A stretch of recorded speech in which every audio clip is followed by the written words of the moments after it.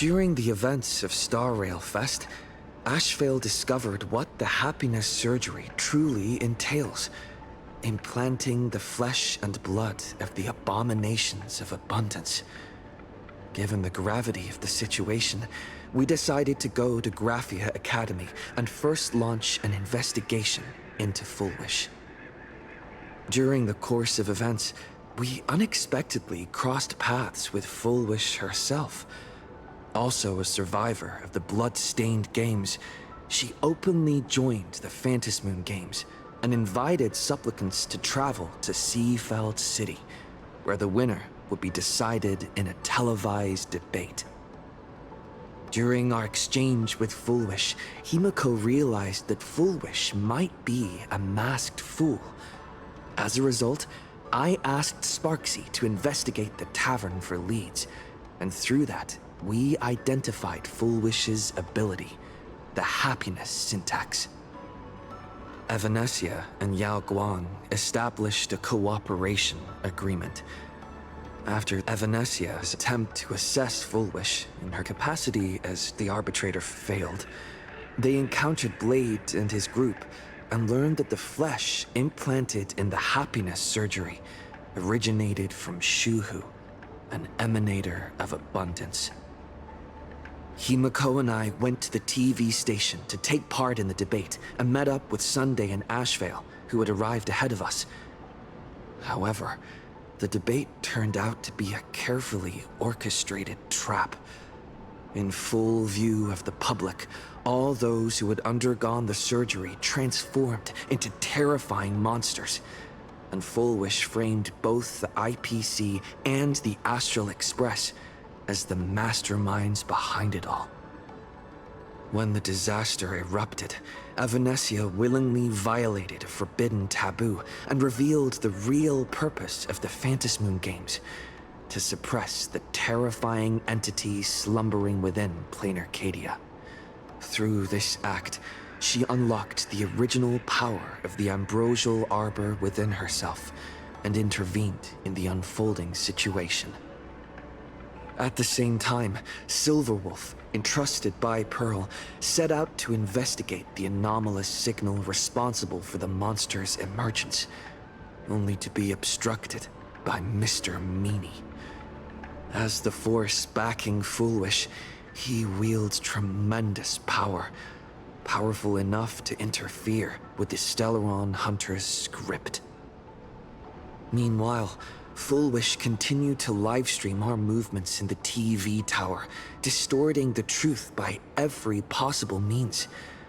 Drawing upon the wish power of 200,000 victims, she manifested the Meanie Phantasmoon in an attempt to defeat us individually.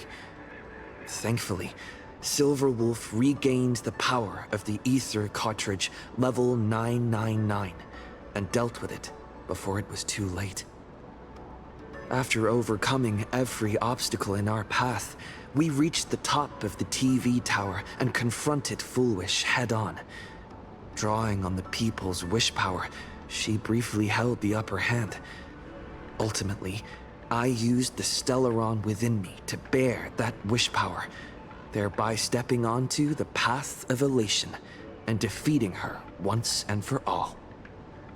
Even so, those who had undergone the surgery did not recover. At Blade's proposal, everyone joined forces to concentrate all of Shuhu's flesh within his body, freeing the victims from the influence of the happiness surgery. Just when I thought the crisis was over, Evanesia requested that I warn the creator of the world in canvas. According to her, Asat Pramad, the Lord Ravager who once attempted to eliminate plain Arcadia, has returned again.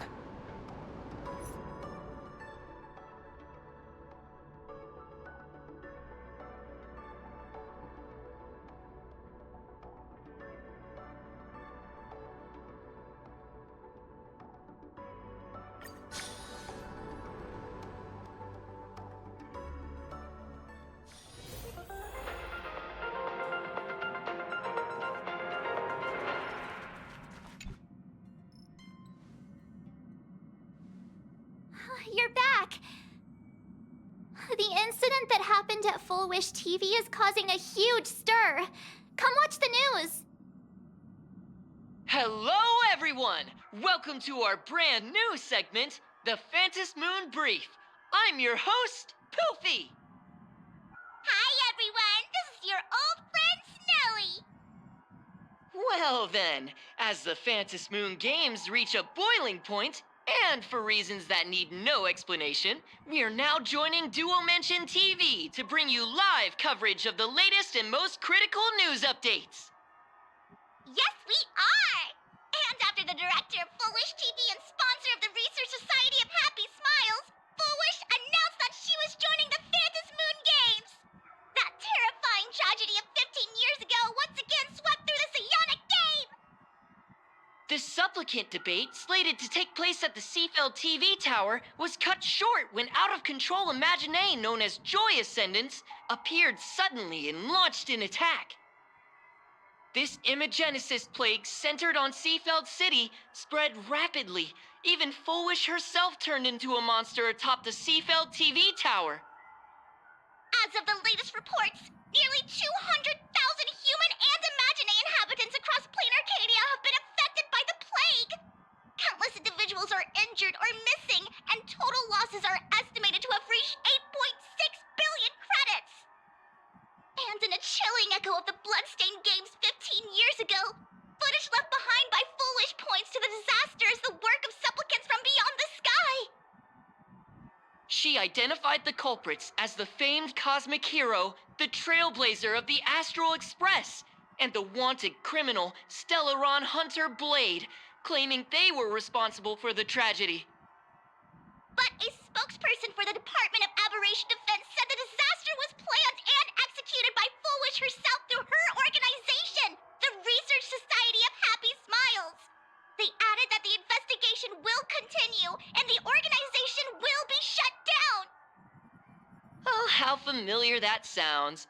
15 years ago, they made the same excuses. What is the real story behind this? The Phantom Moon Brief will continue to keep you updated.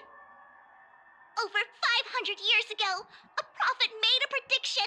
In year 1999, a terrifying devil will descend from the sky.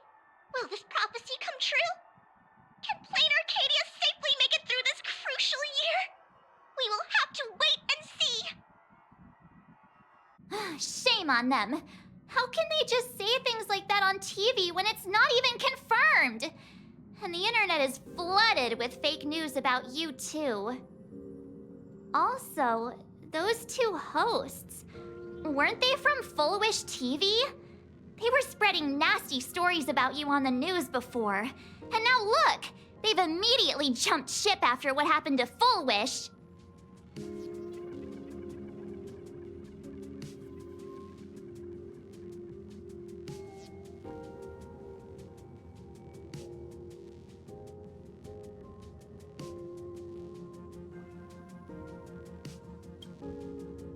Ever since coming to plain Arcadia, nothing surprises me anymore.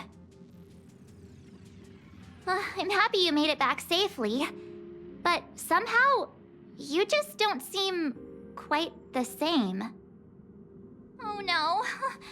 You're trying to grow up and leave me behind. Don't tell me you're becoming the next Don Hung. No! Is this what it takes to become a hero?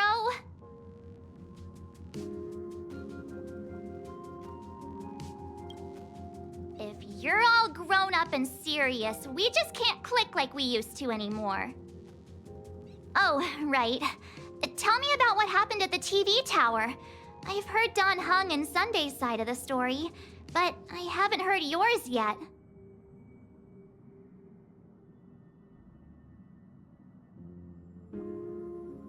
So, Full Wish had people undergo the happiness surgery to implant Shuhu's flesh into their bodies, and that ended up causing this disaster? And you guys stopped the mutation from spreading, but all you managed to do was to temporarily seal Shuhu's flesh inside Blade?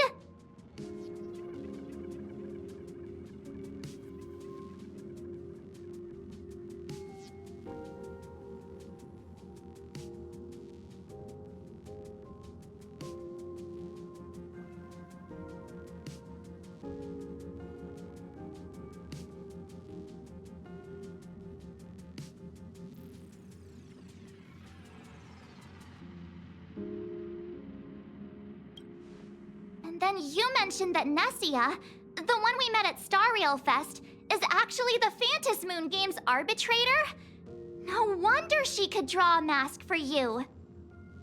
And she also asked you to go deep into the world in Canvas to warn... who was it again?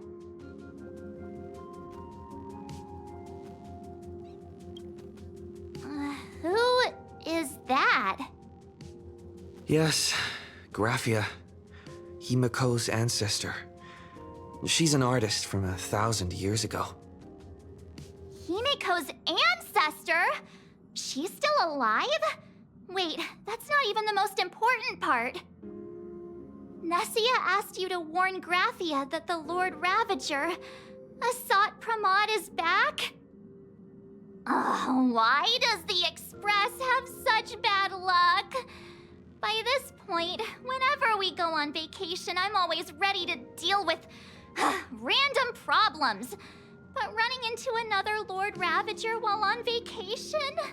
This is way over the line.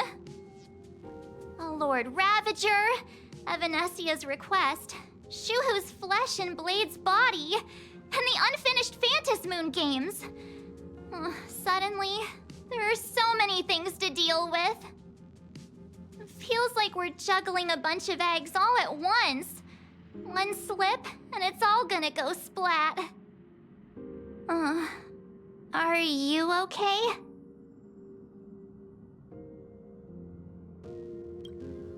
I wish I were as calm as you. I'm gonna go take a minute and collect myself. So many things to deal with right now. What should I... Nah, I've had a long day. I should just get some rest.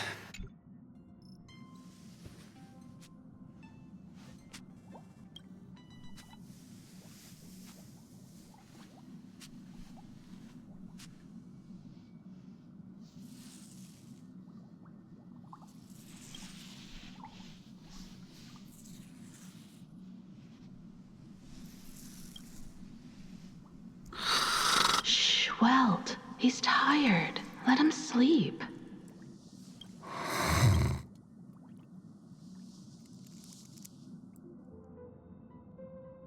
You're obviously tired. I never thought this vacation would become the prelude to yet another major war.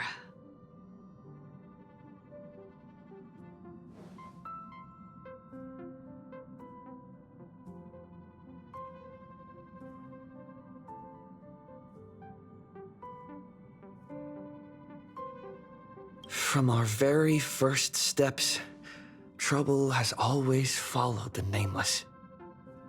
But this is way too much. Look at you now. It takes me back to when I first got the Express running again. Aside from Pom Pom, I was the only crew member on board, constantly stretched thin and feeling out of my depth. All I could do was note every problem in the navigation log, one by one. A world's coordinates that needed an update. A glitch in the Express's warp system. The notes were as dense as the coordinates on the astral charts, leaving me completely overwhelmed. Back then, I never imagined the Astral Express would one day have to face a Lord Ravager. But strangely, now that the time has come again, I'm not panicking at all. Come to think of it, it's because of you. Because of all of you. Along the way, we have defeated 2 Lord Ravagers. The Nameless who guided me before I set out once told me, keep moving forward, and the obstacles that once felt impossible to conquer will soon be behind you. And along the way, you'll find companions who are just like you. I've seen you grow through the Phantas Moon Games, becoming someone others can trust and lean on. And I heard the declaration you made atop the tower. I'm truly proud of you. That's why I want to share a story from the past with you. A promise from 15 years ago.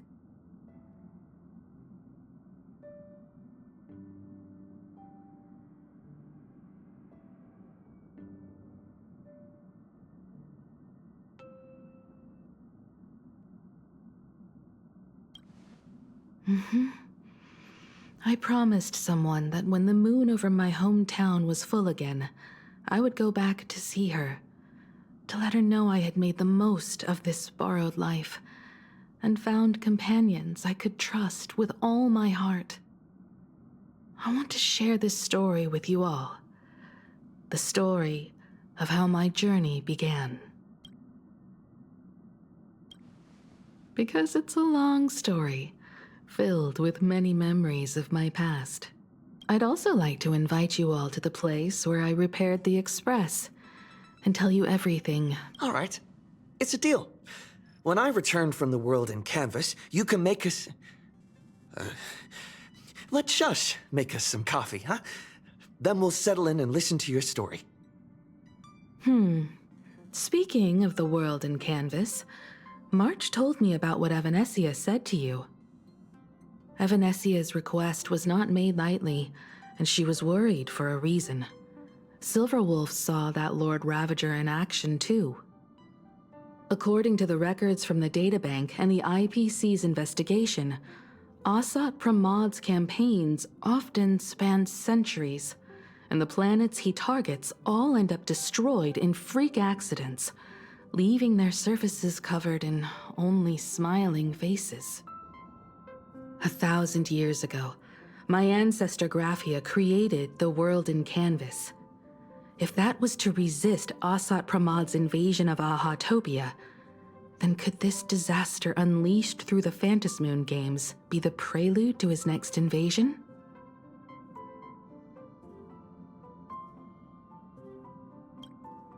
That's the first of many mysteries.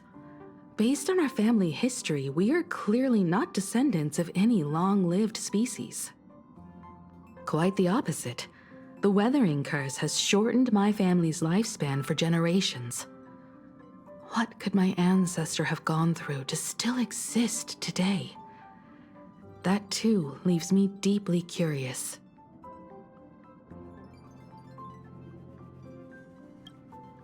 There are far too many legends about her. It's hard to tell what's true and what's not. Only two things are beyond doubt. First, during the Cinderth Age, she created countless Imaginae and sent them into battle against the demon legions from beyond. Second, near the end of one of the Phantasmoon games, she created the world in canvas to shelter inside it what was left of civilization and life. Which means she is not only familiar with Asat Pramad, but has also witnessed the manifestation of the Eon of Elation.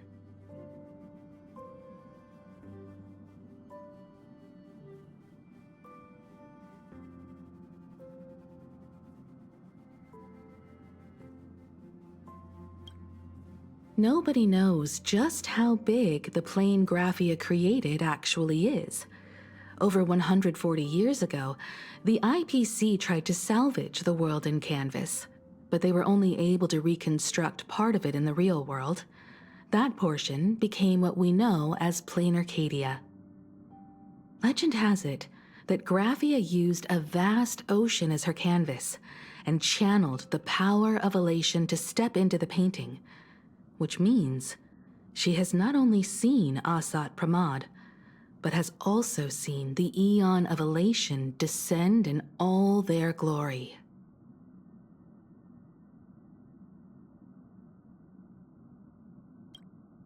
Good question. As for who in Plain Arcadia knows Graphia and the world in canvas best, it's probably Pearl. She was sent here by the IPC. She should have some clues to guide us in the right direction. By the way, General Yao Guang is here. She says she wants to talk to you in private.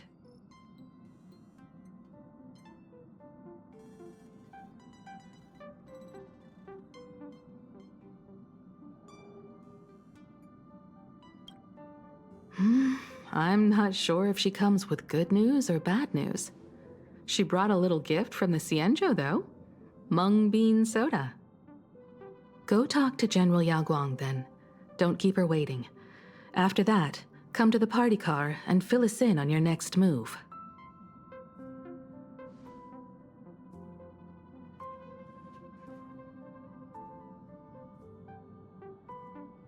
Nice to meet you, Ishvara.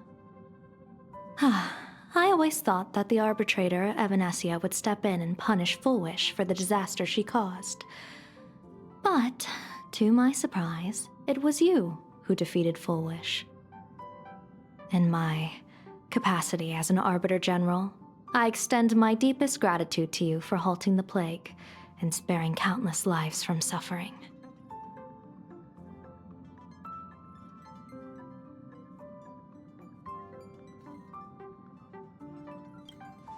What I am about to tell you is something Evanesia risked breaking the rules to share with me. Please keep it a secret. Not a word of this leaves the Express. Sealed within Ahatopia's core is Ouroboros, the Veracity.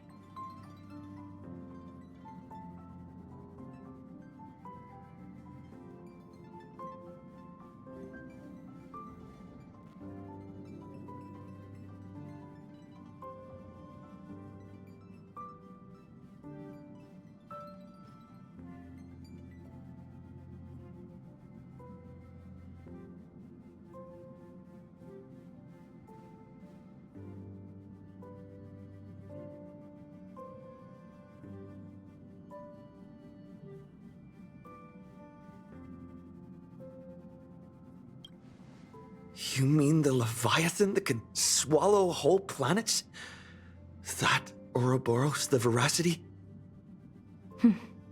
Looks like you know a thing or two about Ouroboros. I've seen that terrifying thing in Herta's simulated universe. Rumor has it, they were last seen during the era of the Swarm disaster. They were hardly there to aid the Swarm, but rather to attend a cosmic-level feast, in which the Swarm served merely as appetizers, and the planets they passed were devoured as the main course. No one expected them to be here of all places, sealed away on this very planet, after vanishing for years. The true situation remains unknown. But with this information, we can understand why Asat Pramod set his sights on this world. Aren't you a little afraid, facing a huge disaster like this?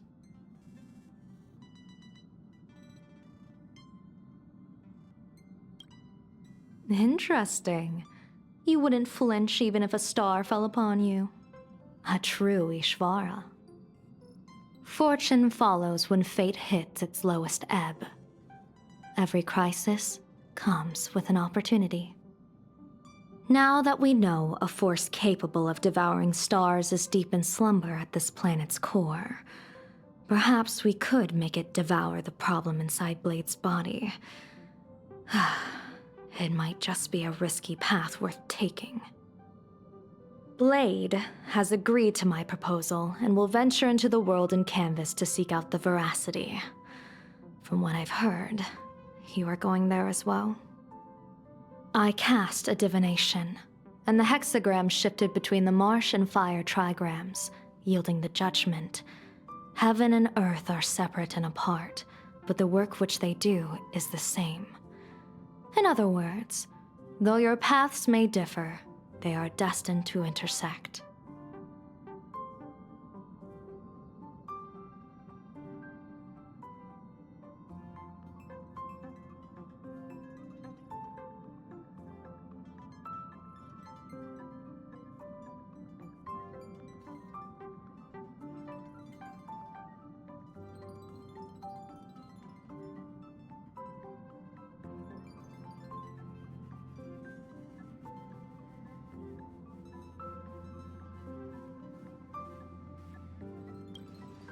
A funeral? or an adventure? Will it be a battle with only a 1 in 10 chance of survival to tear away Shuhu's flesh from his body and eliminate the Xianzhou's arch-enemy? Or will it be a journey in which he settles all grudges and never looks back? It all depends on how he perceives it. Blade agreed to my proposal, even though that little Stellaron hunter girl wouldn't stop objecting.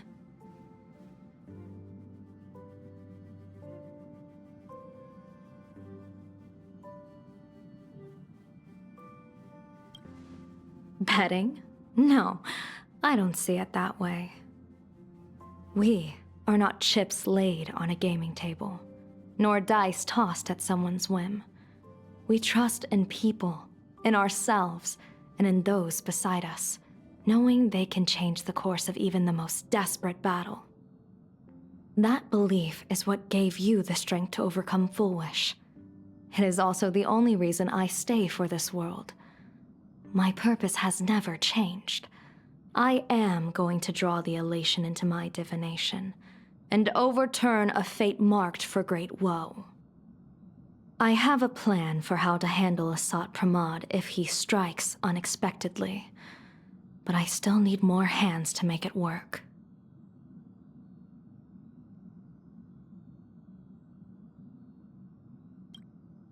What miracle could cap off these games better than a finale that humbles a Lord Ravager?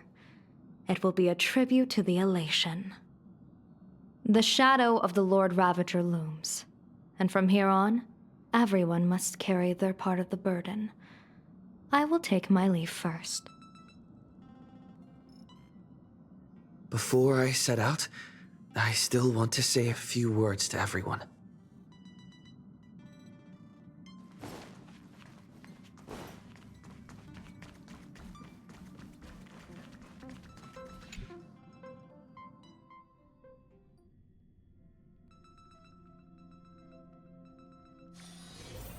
What are they all up to over there?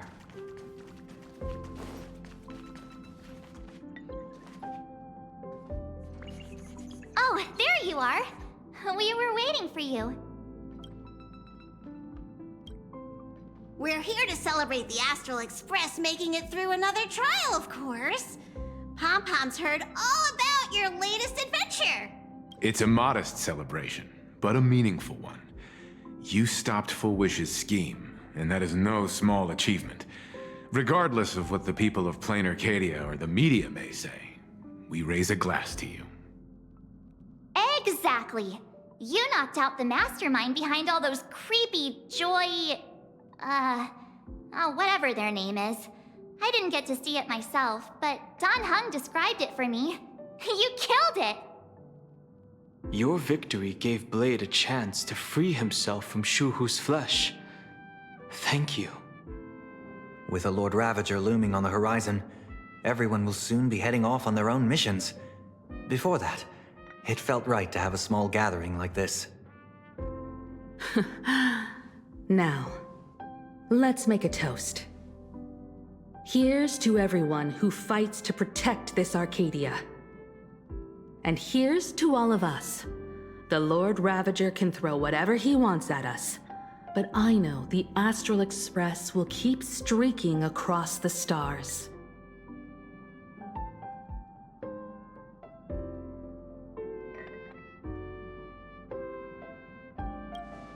Thank you. All of you. Having you by my side is what gives me the courage to face the future. I'll carry this strength with me through the rest of this journey. Cheers!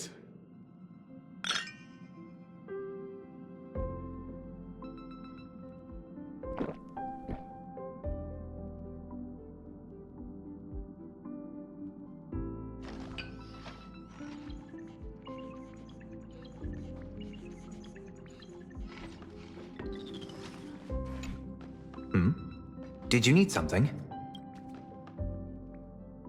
I need a break. I felt worn out ever since coming back from Seafeld TV Tower. Right now, it feels like I'm back in Oak Manor's banquet hall. At those parties, No matter how tired I was, I'd have to clutch my glass and smile, keeping myself calm. Mr. Yang insisted I should get a full day of sleep, but I didn't want to miss the chance to toast with you all.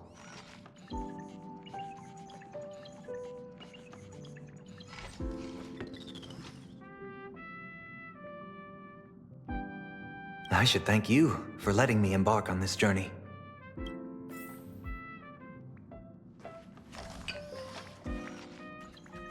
I heard from Sunday about how the televised debate went. We won this battle because of you. When the televised debate began, a crowd outside the station gathered to protest the Astral Express and nearly broke through the barricades. But the moment the Joy Ascendants appeared, they scattered without a second thought. I guess people know deep down which is more dangerous, a made-up villain or an actual threat. But I am more concerned about you. I've seen the footage of your fight with Fullwish. When you returned to the top of the tower, an enormous surge of power seemed to erupt from you. It reminded me a lot of when I saved you at Herta Space Station. Did you tap into the power of the Stellaron? From what I can see, you're in pretty good shape right now. The Stellaron can be awakened by a wish, but its immense power always has a way of warping reality. As the wave of wish power surged toward you, it brought hope and blessings, but also dark intentions and malice. What might it do to the Stellaron? We have no idea. Be careful with this power you have, no matter how tempting it may seem.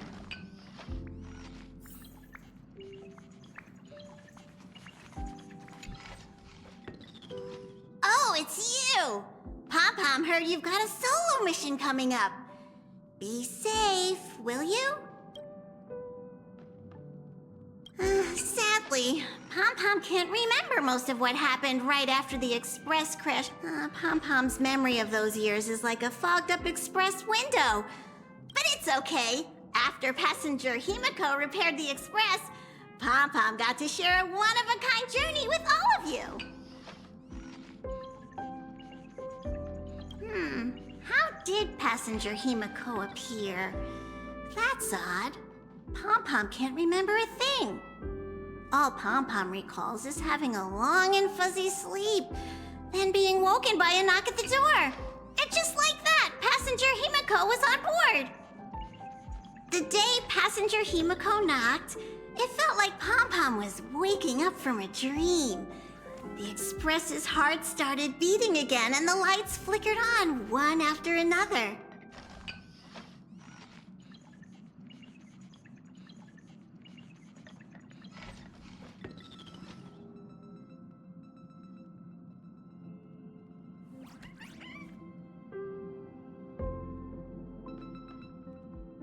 Graphia?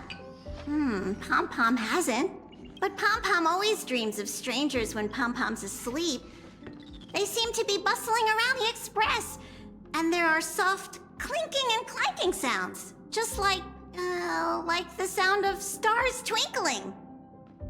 But every time Pom-Pom wakes up, their faces slip away. Pom-Pom is only left with a warm and comforting feeling, knowing someone had taken good care of Pom-Pom. Safe trip! Pom-Pom will take good care of the Express while you're away.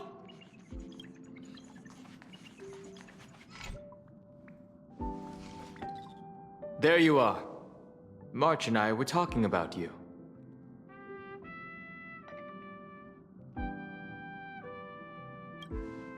You, me, and March. The three of us. Exactly! The power trio of this Express! This trip to Plain Arcadia is the first time we weren't necessarily working together toward a common goal. You dove into the Phantom Moon games. I crossed paths with that relentless old friend and foe again. As for March, well, she spent her time wandering and eating.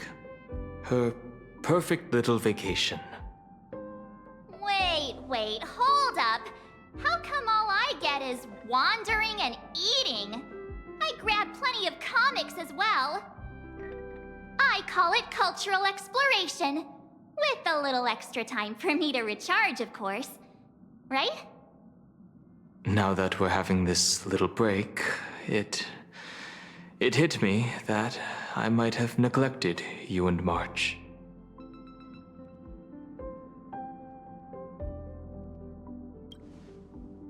Well said. This vacation has expanded my horizons. And my stomach capacity. Blade has accepted General Yao Guang's proposal. Perhaps he has finally moved on from past grudges and that abundance curse, and is now ready to do something for himself. It's going to be a path fraught with danger, so I had hoped to accompany him for a bit longer, but he refused. From now on, I will turn my attention to this world. Mr. Yang and I have been asked by General Yao Guang to help with setting up some defensive formations. I've got work to do too. Mr. Ashvale wanted someone to accompany him to the tavern to investigate clues about Asat Pramod. Yours truly figured she'd been resting long enough, and it was time to stretch her legs. So I volunteered.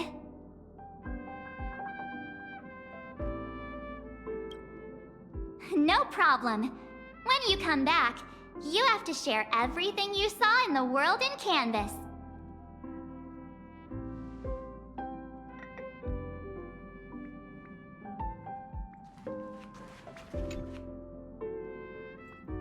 Just in time. I've talked to Madame Pearl. She will handle all the arrangements for your passage, so you can enter the world in Canvas to find my ancestor Graphia. Actually, I hoped you could take some time to rest first. Once you've fully rested, you may make your way to the dock in Seafeld City. Madame Pearl has a special ship waiting for you there. It will take you to the border between this world and the world in Canvas, a place known as Inkford Hermitage. That's your final stop before entering the world in Canvas, a place to gather your supplies and rest up before you set out on the journey ahead. I know you'll have to go alone this time, but I don't think it'll be dangerous. After all, that realm was created by Graphia, my ancestor. The thought of it makes me feel calm, in a strange but comforting way. If you get to meet her, please give her my regards.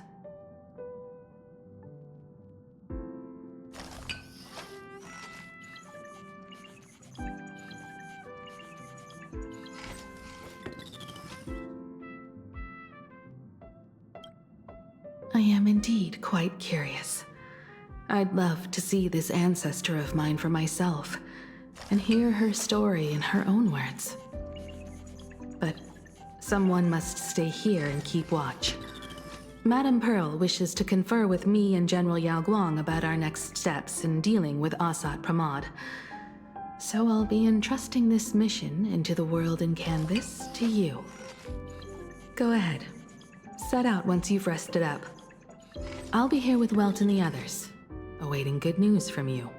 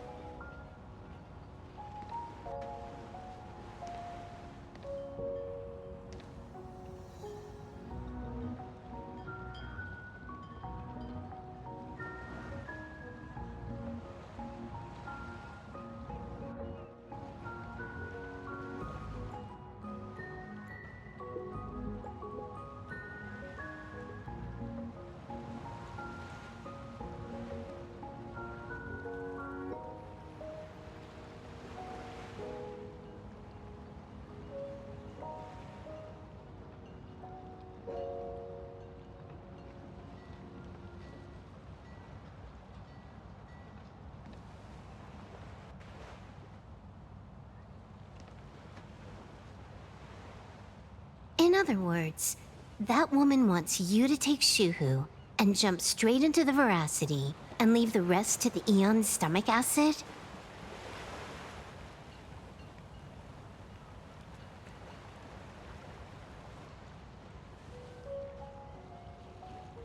And this is between me and him, right? Why are you tagging along? Relax. I'll say my goodbyes and be gone.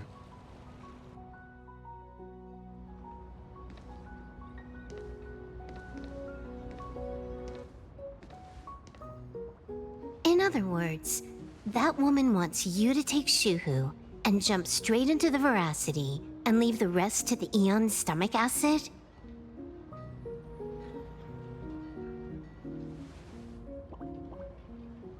And this is between me and him, right?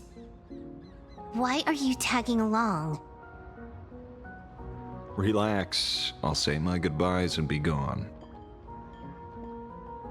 A dignified funeral, If you ask me, this ending is indeed grand enough. I don't care about any of that. There's only one thing I care about. Does he have to die? Here's a piece of advice, little cub. Whether he lives or dies is his choice. That's the one thing you don't get to decide for him.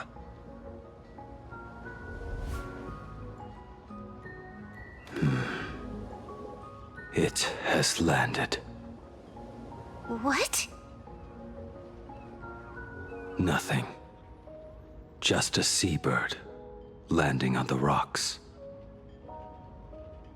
A blade forged of mortal steel cannot sever an undying fate. If Shuhu is to be put down, the options are few, and that Leviathan is one of them. In time, people will say this. The culprit of the Juming gave his life for the greater good, and plunged into the abyss alongside the abomination.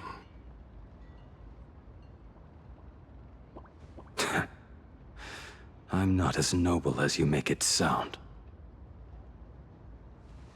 Many years ago, you invited me to join the Galaxy Rangers.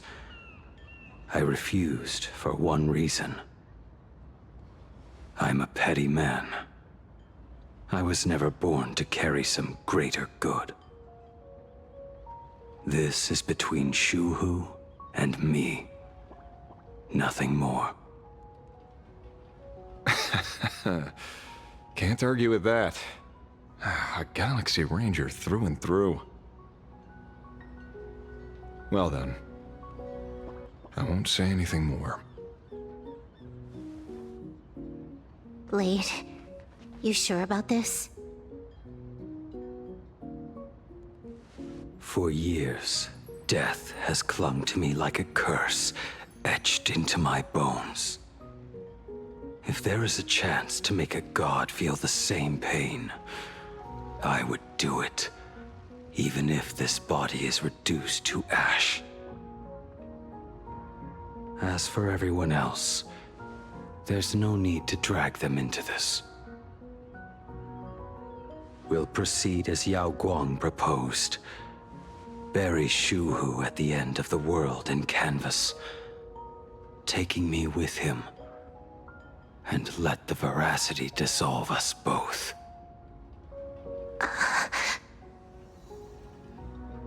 Take care.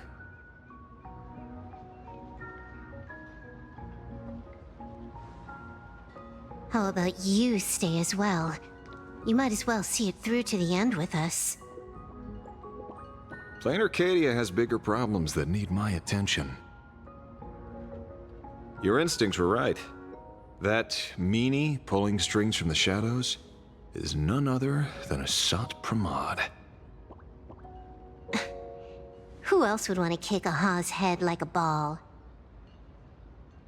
So, I need to get back and finish my job. Investigating a Lord Ravager sounds like a job you don't come back from. Therefore, it also pays very well. Then here's hoping you live long enough to collect your payment.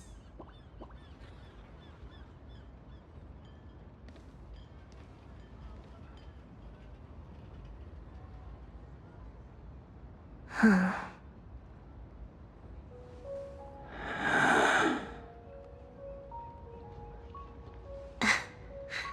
Every time, when it's just the two of us, you go quiet. You know what I'm going to say.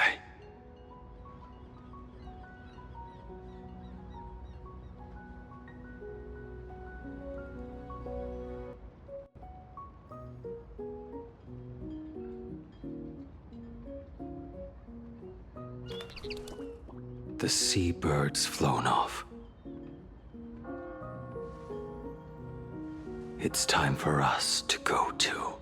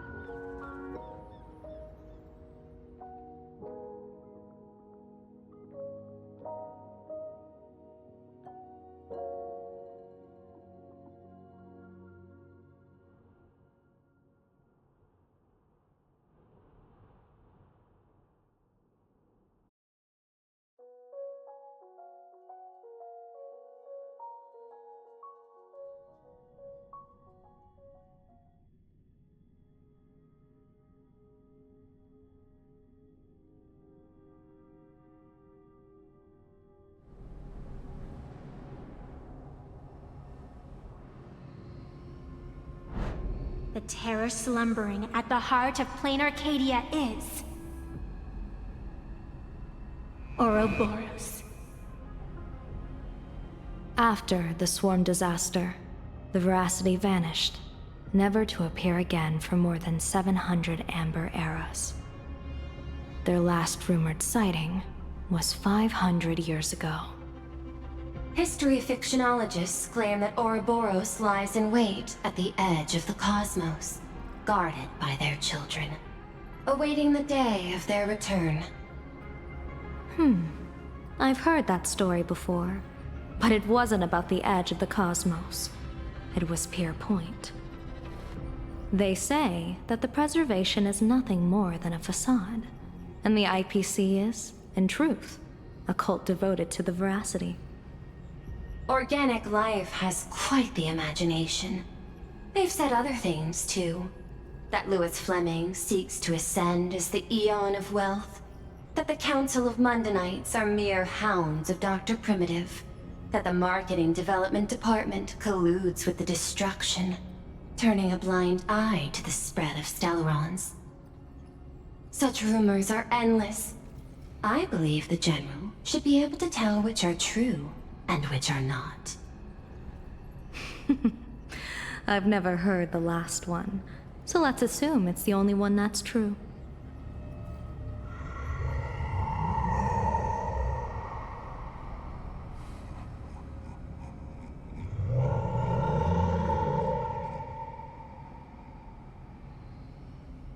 Such terrible breath. Once this Leviathan awakens, the Arcadia's destruction would be all but instantaneous. For now, this remains conjecture. The sealed remains appear to be a husk that Ouroboros once shed.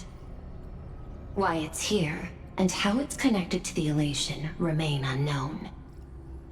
Yet even a fragmented remnant of an Eon is a threat that can't be ignored. The calamity of the Leviathan must not be allowed to re-emerge in this world. Naturally, that is why I'm here. And it's about time for the two Nameless to arrive. Oh, you're just on time. General Yao Guang, as instructed, warding talismans have been placed at over a dozen sites across Plain Arcadia. My thanks. It was Mr. Yang's talent of creation out of nothing that allowed us to reproduce dozens of plumes and complete the deployment with such speed. Now, with Yin and Yang aligned, and all four aspects in place, as long as we set up the last formation core, the Decalight reflection barrier will be complete. Using the divine eye of the Spiritus to weave a giant web, one that ensnares countless possible futures.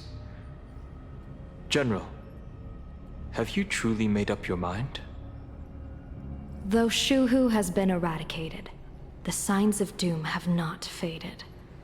On the contrary, they grow ever clearer. After much consideration, the source can only be this restless corpse. One crisis is yet to pass, and another is already upon us. The Arcadia's ley lines were already riddled with scars, and now even the ancient tree's seal is starting to loosen. While Evanesia is asleep, someone must take up her duty to guard this place. But defending isn't the way of the hunt. If you don't want to become the prey, you must become the hunter. General, do you intend to go on the offensive and suppress the remains of the Veracity?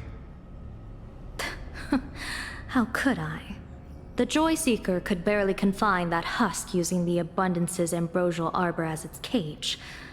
I'm not that arrogant as to place myself alongside the gods. I'm not here to guard against an Eon, but against a lesser menace.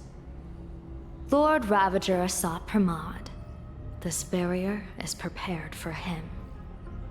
Asat Pramod has been meddling with the game from the shadows. His intentions unclear. We know little about him or the Veracity. By chance, however, a friendly citizen has provided us with intel. Ouroboros' remains are in Ahatopia, aren't they? Silence is an answer in itself. I've seen that reaction too many times. I'm not surprised that you were the first to discover it. You were in the Torn Scroll too. The probability of you noticing was 24%. That's a little low, don't you think? I'd put it at well over 90. What I don't understand is this. There were countless ways to verify your hypothesis, yet you chose the most unconventional one. You bypassed security and broke into the building to confront me in person. What is your objective? This is no confrontation. It's a warning, Madam Pearl.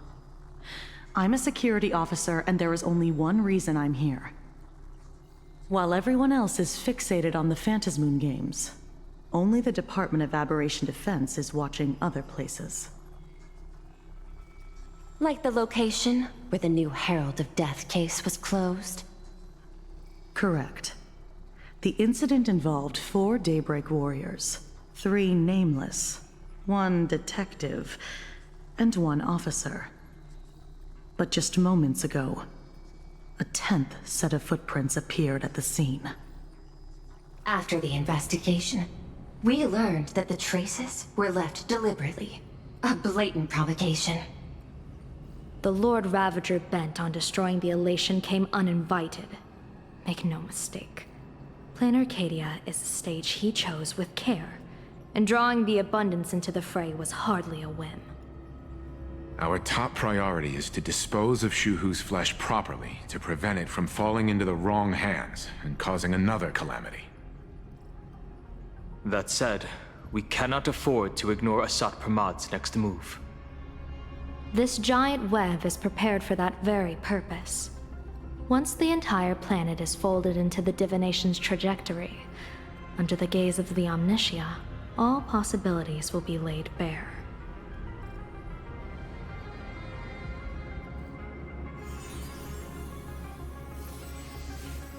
When that time comes, he won't wish to leave any footprints behind. One final question. Why did the Lord Ravager choose to visit this place? Does he have an ulterior motive? Or is this merely some twisted joke? That question should be left to the professionals. Don't forget, we have a detective who can't seem to rest. Let's hope the accumulation of variables can tip the scales in our favor.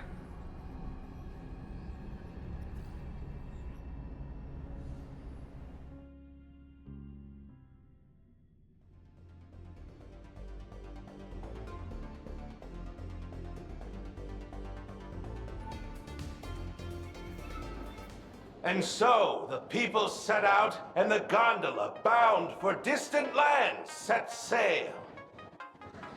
At the end of the world, the Elation once again declared war upon the Veracity. K, frail little humans! Ouroboros split their mouth wide open.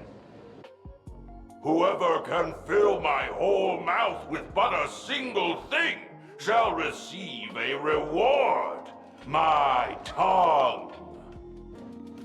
The fool known as the Shepherd captured a comet, but it wasn't even enough to fill the gap between the Veracity's teeth.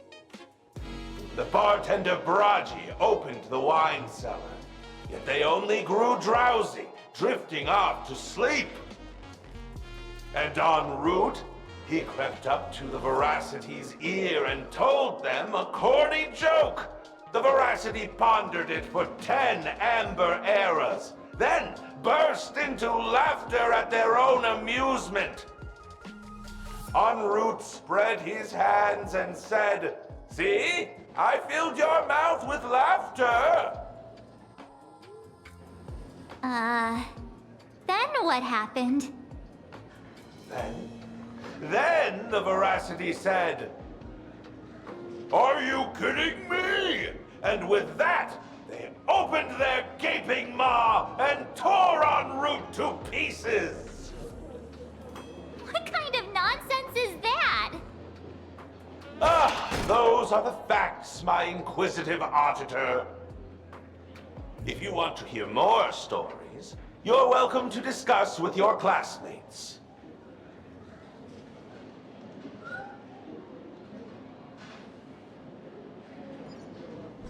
We came here to investigate the Veracity and Asat Pramod, but all we got were stories that only a 3-year-old would believe. Rumors don't just appear out of thin air. It's just a matter of how much truth you think they hold. At least 90% of that was made up. Sometimes that last 10% is all you need.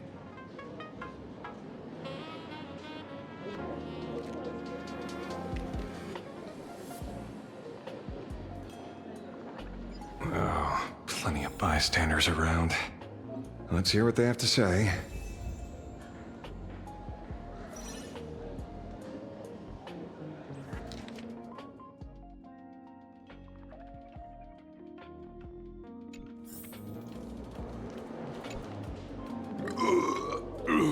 You two asking about the Veracity? You thinking about walking that path? Walk the path of Veracity? Do I need to eat everything in sight? You got it! Kids always dream big. Some were bulldozers, some are monsters, and I am Ouroboros. And the man. you talk normal? Stop gulping for air. I swore to become a veracity path strider. I eat everything.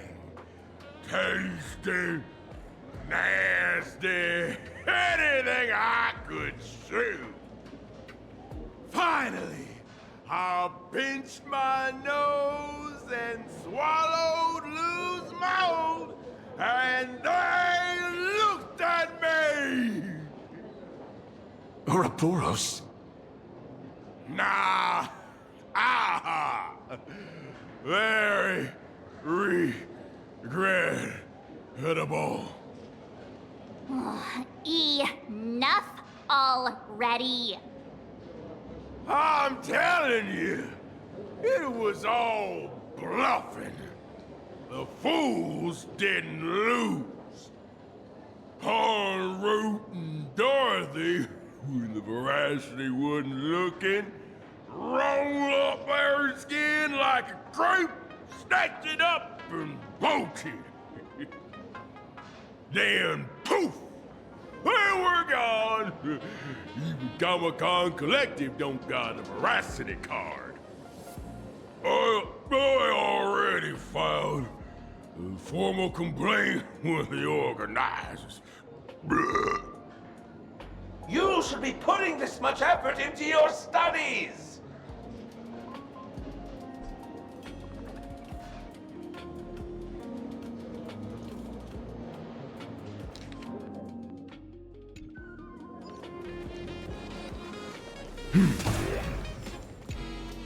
They say a dull pen beats a sharp memory. My memory's dull, and my pen's not much better. Then you must have a lot of stationery? A kindred spirit. Miss, it seems you're one of us as well. I've met far too many fools who can't even read. Oddly enough, those of us who truly love learning are the rare ones. Interested in studying the knowledge of the laughter? I have a reference book here. You can have it.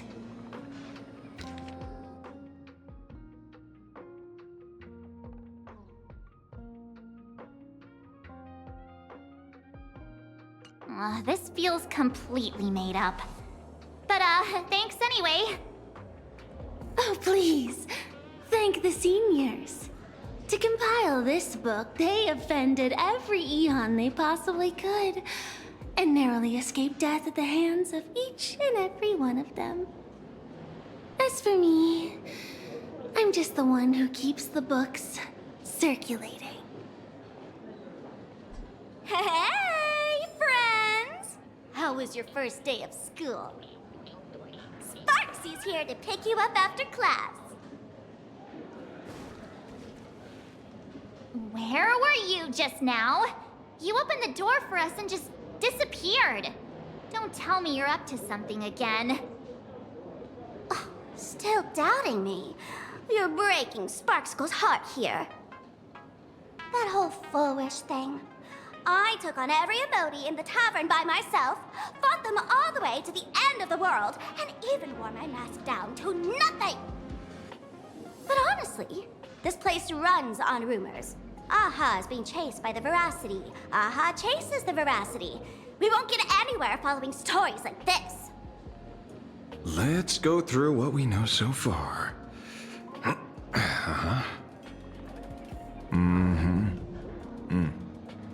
Ooh.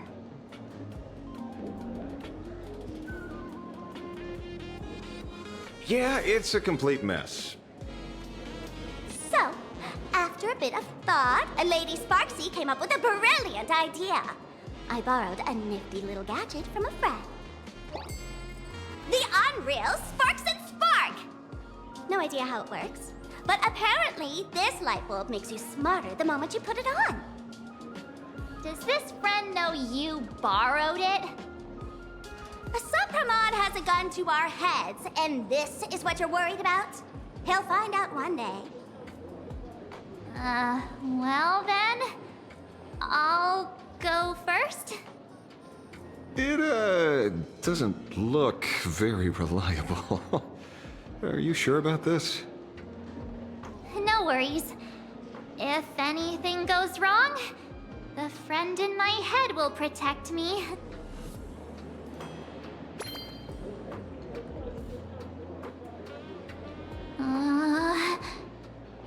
Doesn't seem to have any effect. No, it's working perfectly. I get it now. All of it. No need to dance around. Our enemy is a Lord Ravager. There's only one question we need answered. How does Asat Pramod plan to destroy Elation? Correction. The effect is very obvious. Judging by Nanook's habit of picking Lord Ravagers, I wouldn't be surprised if Asat Pramod was once a masked fool, and therefore knows Aha's weakness. The Arcadia is like a microcosm of eons and paths. People indulge themselves in fabricated happiness, unable to pull themselves away from it. Many have expressed their concerns. This isn't elation. Aha is playing with fire. A classic social realist deduction. Old-fashioned. Ooh, but effective. We're closing in on the truth. Yes, the answer is all but revealed. You are Asat Pramod, Sparksy. Do you have evidence? Of course. The truth is so simple that everyone overlooked it. The evidence is... you were the first person I met when I got off the express. If I am Asat Pramod, would you and Grey Hair have been able to walk out of the school alive?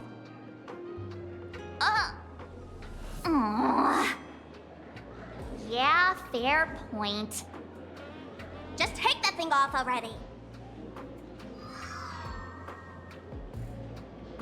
That's weird. I thought I was on the right track. Let me give you a lesson. Deduction isn't about people skills. It's about smart tricks and flawless logic.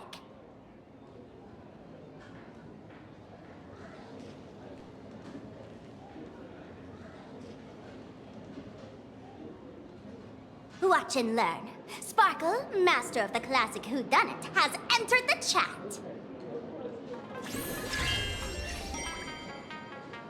You changed your clothes just for this? First of all, Ouroboros likes to eat. Secondly, whatever they eat disappears completely. Therefore, veracity is also a form of destruction.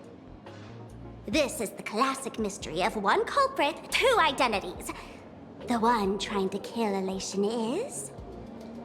the Lord Ravager, Asat Pramod, played by the Veracity!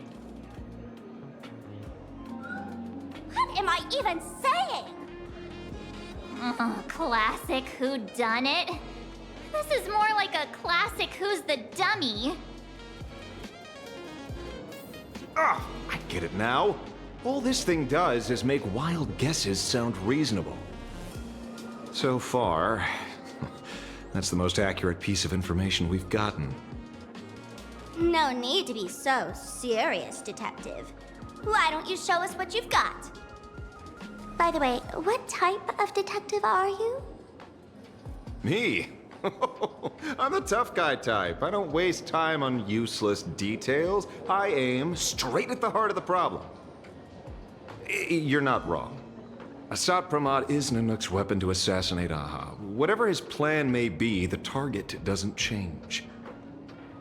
Remember, as far as humanity knows, there are only 3 ways an Eon can fall. A broader path engulfs a narrower one.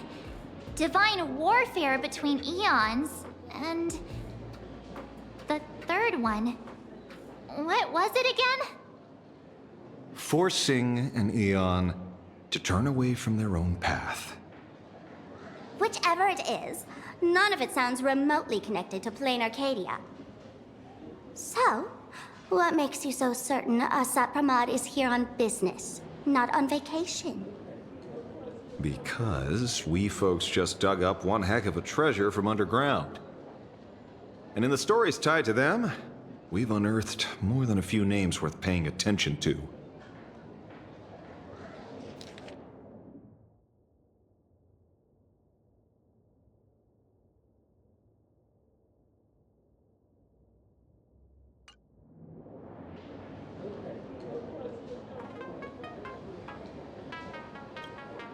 An old pal who can't stop lying. He goes on and on about death being a solitary feast, but I just saw him last week, alive. I see you're acquainted. Please, introduce us sometime.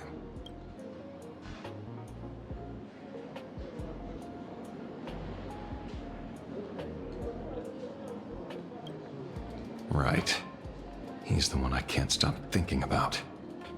The stories change every time, but they all circle back to the same logic. En route defeated the Veracity by some means.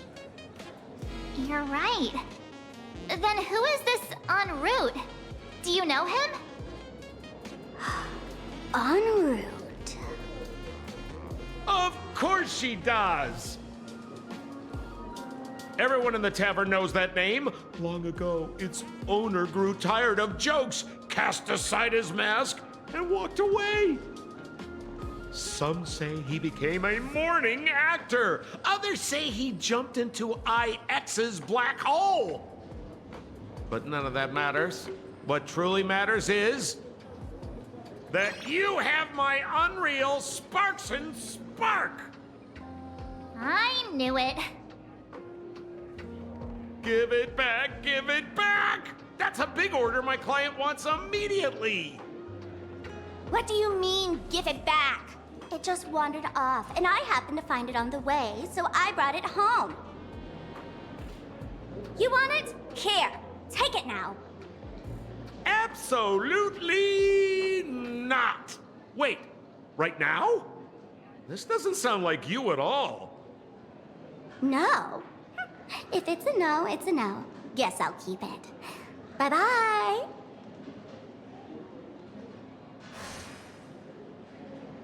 Get back here! Sir, do you need to hire a private detective? Hey! Can you catch her for me? Of course. I'll have that thing returned to you safe and sound in half a day. But, in exchange, I'd like you to elaborate a bit more on what you were saying. Oh, so that's why you're here. Now, old Sempo's intel isn't cheap. Waiving the fee won't quite cut it, will it? Name your price. Put it on Pearl's tab. Ha! Just kidding. Money talk's boring. Besides, the Astral Express and I go way back. Oh, and I wouldn't scam you two. The en route you're looking for lives up to the name. There's nowhere he can't reach. Only places he hasn't been yet. He's the gold standard of the masked fools. He only shows up where he's least welcome. A mourning actor's stage, a friend's wedding, even inside the Veracity's mouth. All for the sake of a good laugh. Oh. That lines up. Sounds like the origin of the legend. So, he's a friend of yours? Not a chance! Back when old Sempo was still a kid, en route was already a name in the history books. He left the tavern during the Second Prosperity. They say after hearing 30 trillion jokes, he never laughed again. Before he left, en route said one thing that, at the time, no one cared about. Elation has been dead for a long time. Where did he go after he left the tavern? The tavern has 10,000 mouths, all telling different stories. All I know is this. He said he was headed for the true world's end, and then he vanished without a trace. How do you know all this? Oh, I've been around long enough to have my own channels. Just trust old Sempo. And about catching Sparksy? Leave it to me. I keep my word.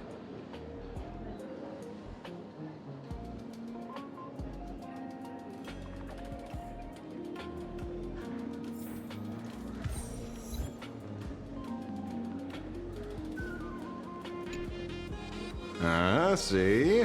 You only need... The last thing he said was really scary. So many unanswered questions about en route. He has to be tied to Asat Pramod somehow. But our leads at the tavern have run their course. Let's go pay a visit to another expert next.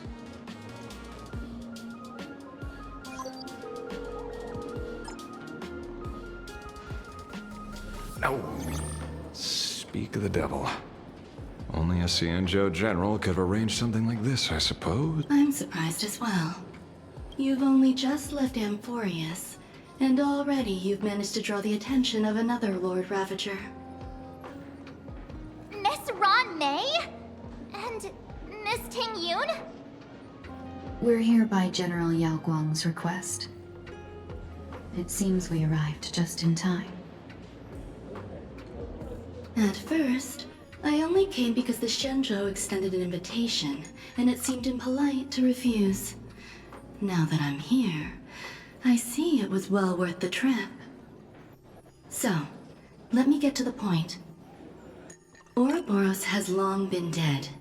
Their death was merely buried beneath layers of secrecy.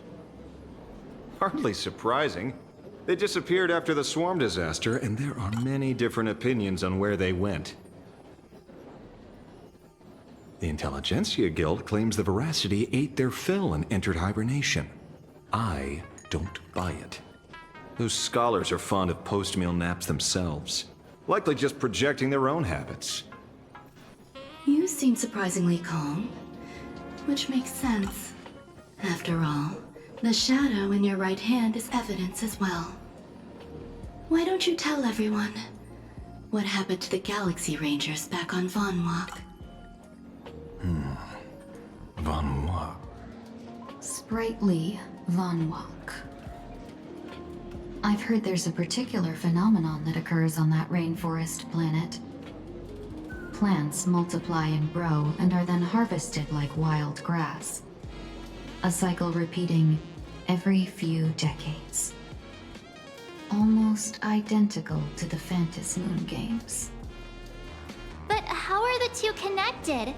When you hear plants and growth, shouldn't that make you think of abundance? Huh. Wait. It seems you figured it out. By coincidence, abundance is another thing the two worlds have in common. When coincidences pile up, they cease to be coincidences, Mr. Ashvale. No. Leader of the Rangers, Mr. La Mancha. Perhaps you could explain this to our nameless friend? Back on Von Walk, I'd already long since stopped being a ranger. Your conjecture is basically correct, Miss Ron May. You're not the only genius to take life as a subject of study. By the time I arrived, the atavistic experiment was already approaching its final phase. Dr. Primitive had set his sights on an ancient leviathan. Beneath Von Walk's surface, there also lay the remains of the Veracity. You stopped him. The Rangers stopped him. Back then, Mr. N was still human. Now, deep beneath Ahatopia, another corpse of the Leviathan lies buried. If I'm not mistaken, there are countless other worlds carrying out the same ritual. Aha sealed Ouroboros' body among the stars, suppressed it with abundance, siphoned the power of the Path of Veracity, and called it a game. This is what people call the Phantasmoon Games. Uh-huh. Why would they do such a thing? You may remember, the Express once delivered a Leviathan's carcass to me. That wasn't the only one in my collection. By arranging remains from different eras in sequence, I discovered something rather intriguing. At a certain moment over 1,000 Amber eras ago, just as Akivili began traveling in pursuit of their ideal, all creations of the Veracity lost the same organ, their taste buds. What does that imply? The purpose of consumption changed. Be they spawns, depth crawlers, or void song whales, their genetic markers encoding gustatory organs vanished entirely. Creatures walking the path of veracity became nothing more than biological black holes, consuming without discrimination. This was not natural evolution. Through the simulated universe, I identified the point of divergence in history. A concept had disappeared from the path of veracity. Consider this. What do taste buds provide? Yummy flavors? Precisely. Savoring something's aftertaste is an act of elation. So Aha stole the original primum mobile of the veracity? The simulated universe proves nothing on its own, but the primal desires of life have always been entangled. Think of it as my intuition. The conflict between the eons of elation and veracity stretches all the way back to primordial times. How many people know about this? There used to be 2. I only told Yu Qing to. Now, there are 5. After this, I can't be sure. Exploit the old conflict between Aha and Ouroboros to ignite a divine war, or allow intersecting paths to devour one another. Of the 3 known ways to kill an Eon, the Arcadia fulfills at least 2. Now who still thinks Asap Pramod is here on vacation? But you still haven't explained where it came from. Oh, you mean the shadow? It has nothing to do with Funwalk. Oh? Call it a twist of fate. This isn't my first encounter with the Astral Express, nor my first time dealing with a Lord Ravager. When my home was destroyed by Zulo, I had a brief encounter with a former navigator. A navigator of the Express? Yes. Starseer, I see. He'd already retired by then. He was the one who told me about the Shadow. According to IC, it was one of many remnants left behind when the Express first carved paths along the edges of the cosmos. I led the Rangers to suppress the Shadow, and devised the plan to assassinate Zulo. But I never learned why it was there in the first place. Don't you find it strange, Mr. Ashvale? Strange? When coincidences pile up, they cease to be coincidences. Like an experiment with results that are too perfect, it's enough to send a chill down your spine. If you don't mind, let's walk through the whole thing once more. Earlier, what did you 2 uncover in the tavern? Someone suspected to be Asat Pramod knew about the Veracity's secret. Before disappearing, he said he was headed for the end of the world. And then? Who did he say that?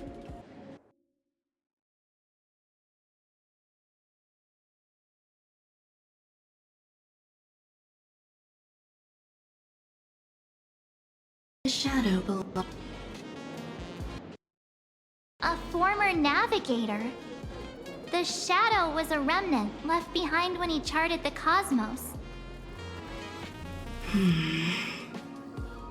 If the world's end isn't the tavern, then where is it? I don't know if anyone can answer that question. Not even Akivilli. Wait. Don't tell me. En route only goes where he isn't welcome. After leaving the tavern, he went to the Astral Express. The detective game is over.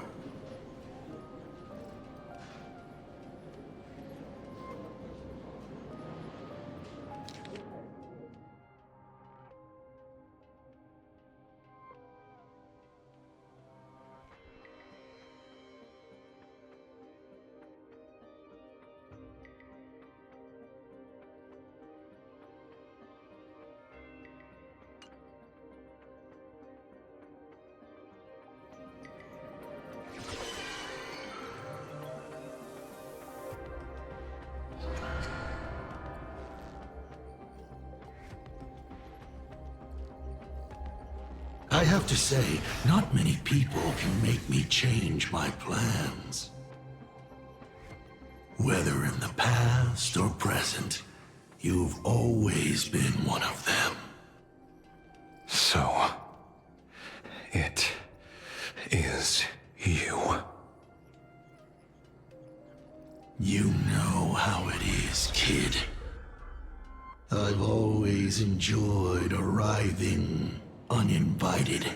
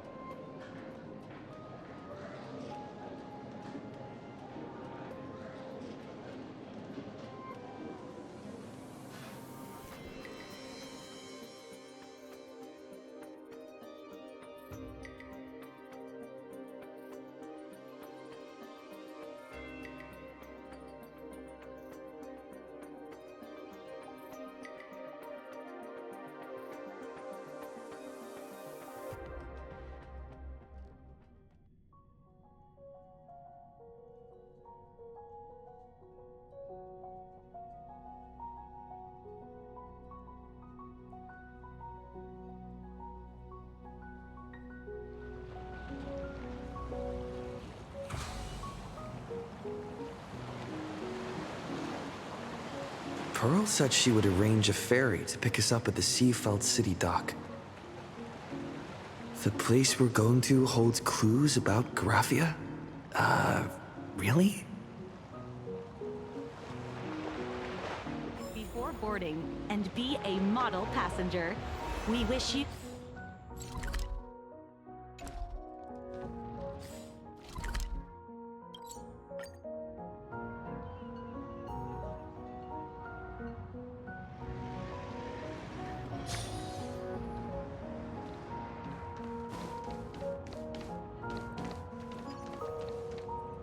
It is an honor to, well, shall I say, be of service to you again. To be honest, when Madame Pearl invited you to visit the Perlux Tower, I was supposed to be your guide. I ended up being replaced by a total fraud. My name is Feld. By order of Madame Pearl, I will be escorting you to your destination.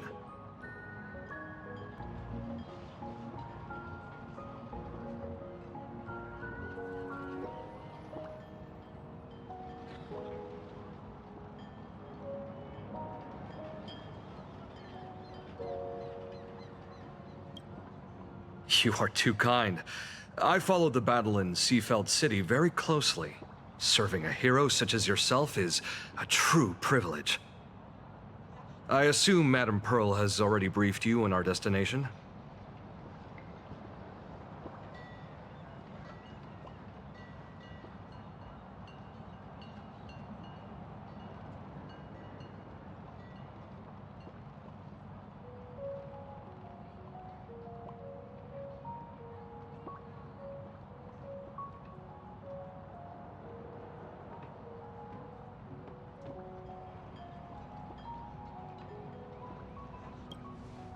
I see. It so happens that Madame Pearl is tied up with an unforeseen event, so allow me to brief you in her stead. The destination of our boat journey is a hotel known as Inkford Hermitage. It is situated at the end of a Dovebrook tributary that ultimately flows into the sea. It is one of the points where the world in canvas intersects with reality.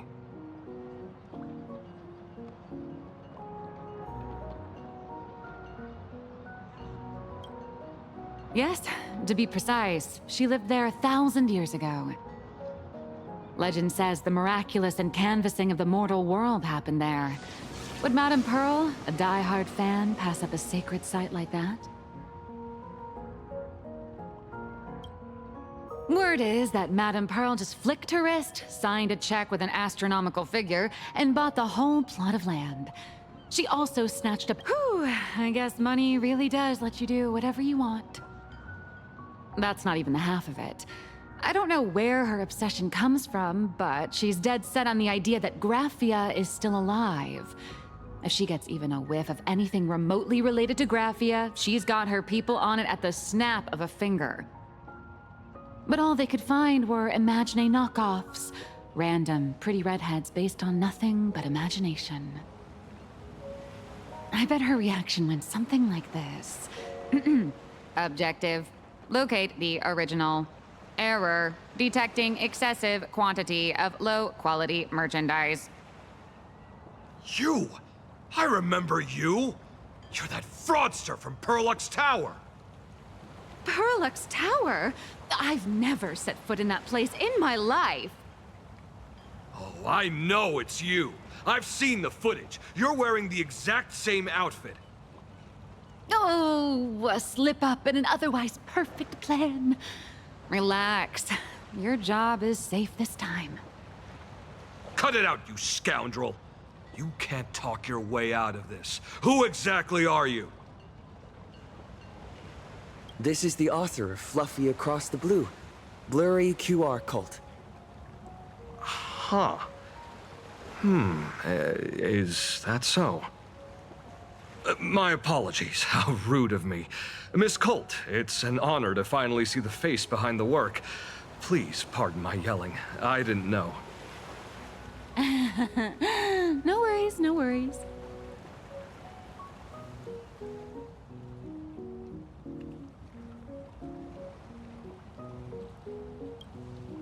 It's only normal for a famous comic artist to travel with bodyguards, no? Miss Blurry QR Colt, let's be clear. You are being transported under escort. Your current credit balance is in the negative. Madame Pearl has offered you a lifeline by asking you to complete the next volume of the Fluffy.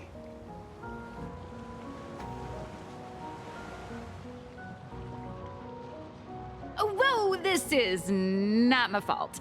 Remember Alloy King Pom Pom from Perlux Tower? I tried to put everything on Pearl's tab, but she found out and charged it back to me.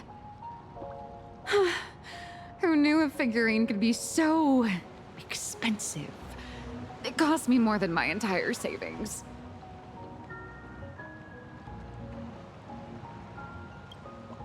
Hey, I pay for my own meals. Is that so shocking to you? Is it? So you're escorting her to, shall we say, an intensive creative retreat? Correct.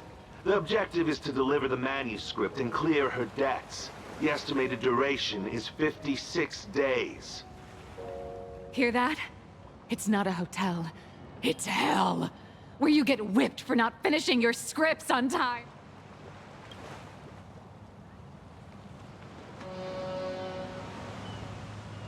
The boat has arrived. When you're ready, let's begin our journey to Inkford Hermitage.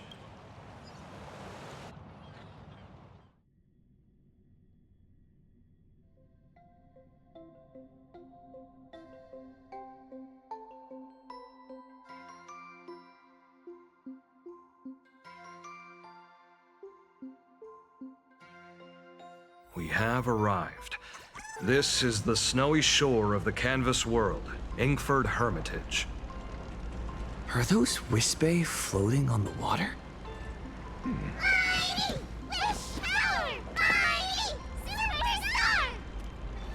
Oh dear, there are so many Wispe. They are blocking the boat's route. But no need to panic. Please follow my lead. We have now arrived at Hermitage Port. Please make sure you have all of your belongings with you, and watch your step while disembarking. Thank you for traveling on this void liner.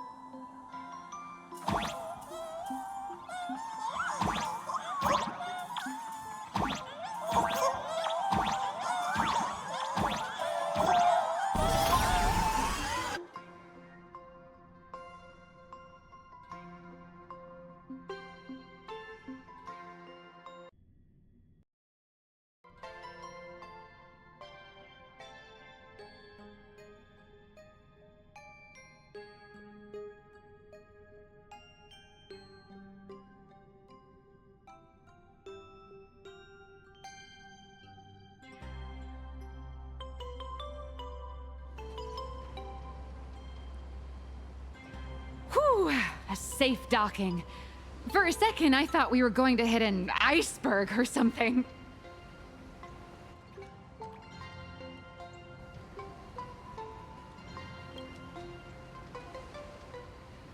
They probably sensed your wish power. You are the Phantasmoon Moon Games superstar, no? Look, one's trying to hitch a ride on you.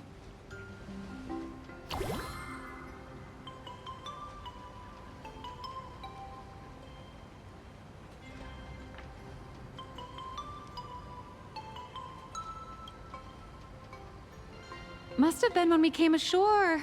Oh, what a devoted fan.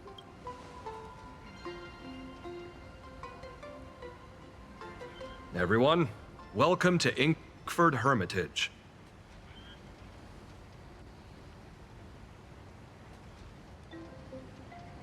I was imagining a Benzai Tengoku style manor or something.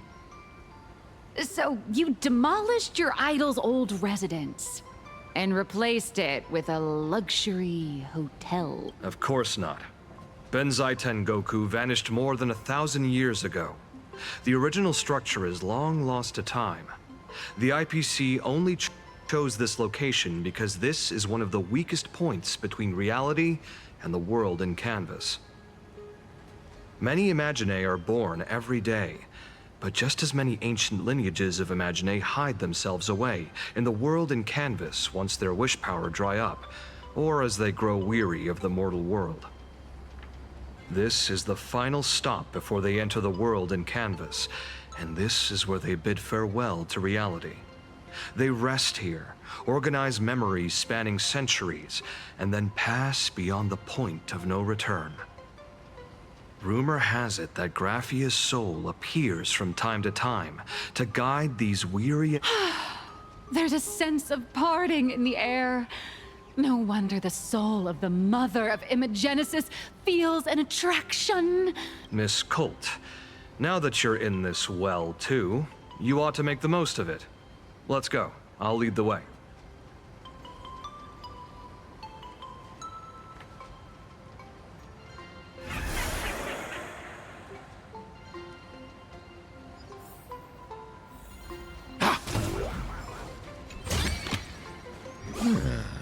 This will definitely come in handy.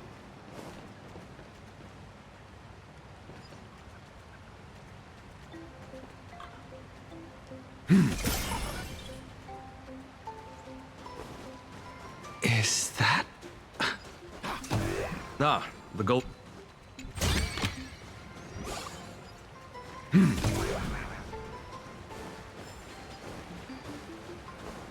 All those years of effort, and in the end I still this.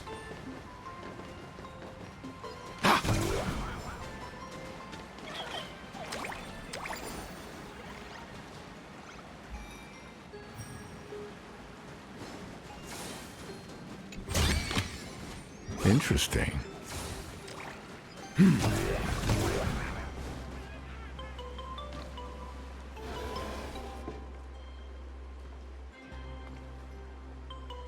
We have arrived. The hotel staff will take over from here. I'll take my leave.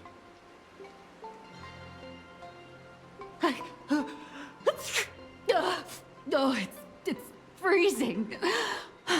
It's cold enough for a typical snowstorm mansion murder mystery. Anyone here? Here. Hello? Hello? Hello? Honored guests, my apologies for the late welcome.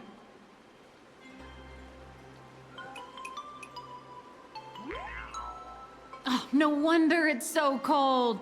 It's an actual snow wispy. Hello there, little one. I am the lobby manager, Casper. You have a very high body temperature. Please, try not to overheat the room. Allow me to introduce myself. I am the popular comic artist, Blurry... the former comic artist, Miss Nyla. Oh, my true name is gone, just like that. Oh wait, did you say The big shots upstairs gave me a heads up. You are now an asset of Perlux Corp. You'll be staying here until you finish your next volume. Every guest in this hotel is an Imaginé with quite a history. That Arcadian over there? That's a former superhero. Which one? Never heard of him. That one over there is one of the oldest strangelings. They're a former Kappa. These days, they work as the hot springs manager. A Kappa? Didn't that lineage of Imaginé go extinct when the IPC first arrived? There are still a few survivors that slipped through the net. As for Casper myself, I am a former frost giant.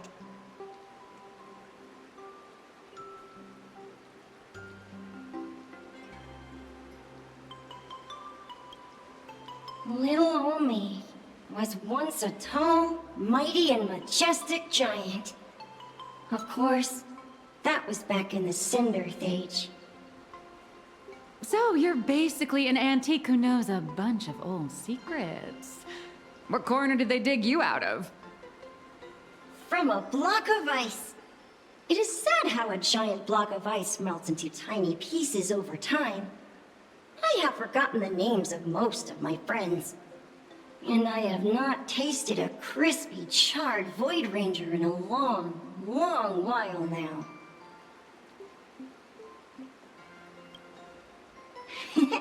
Indeed, another glittering nameless. Another? That is a secret.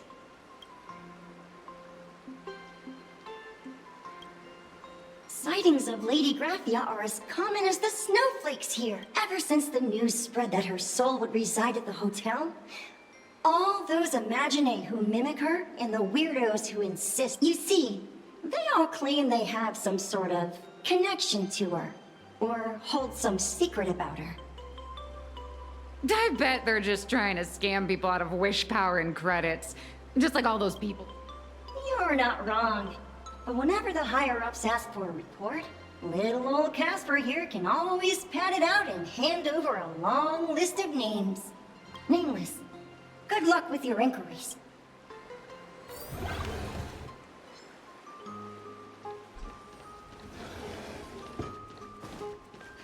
Tell me, is there still a chance for me to turn my life around?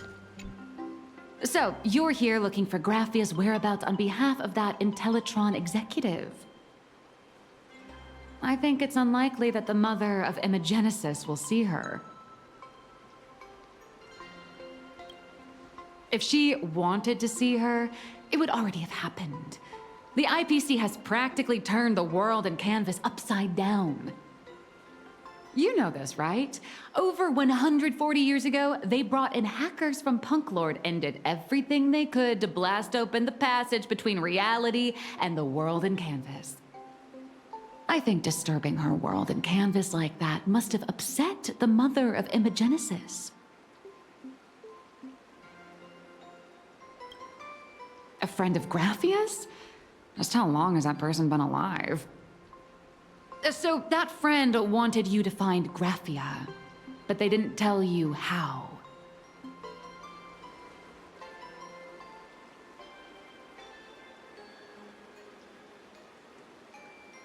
The only thing Avanessia left that could be a token is the mask she painted herself, right? Normally, I'd suggest you play that little snow puff ball for info. That good luck with your inquiries line definitely had a subtext. But since you're asking for a bright idea, you must have heard that in a certain corner of the universe, there's a mysterious ritual that can summon historical figures to the present day. The Holy Grail War!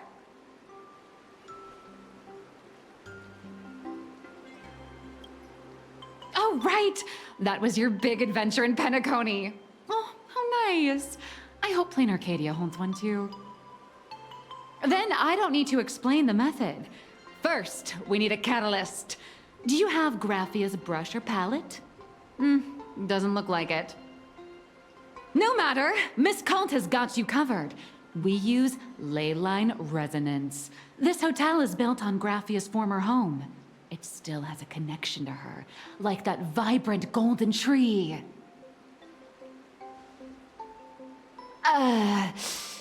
Wait, you aren't actually falling for this, are you?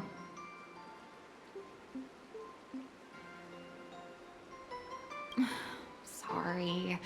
I was just trying to lift the mood. Oh, honestly, I'm a chronic deadline misser who can barely save her own skin.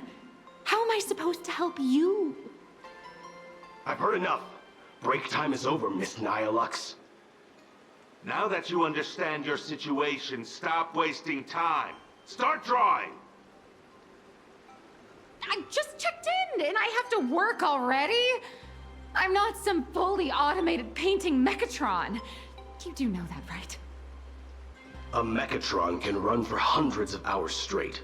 You cannot. That's exactly why every second counts. Now right this second, start increasing your value as a quality asset. Hey, wait! This is kidnapping! Little raccoon, help me!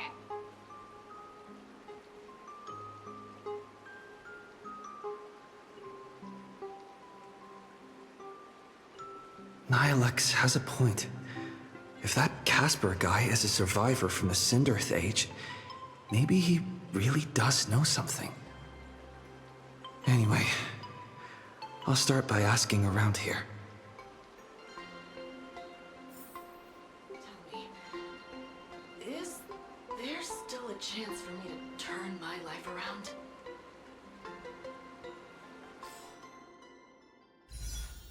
For a while already. I spent my whole life doing hard labor in a frozen wasteland.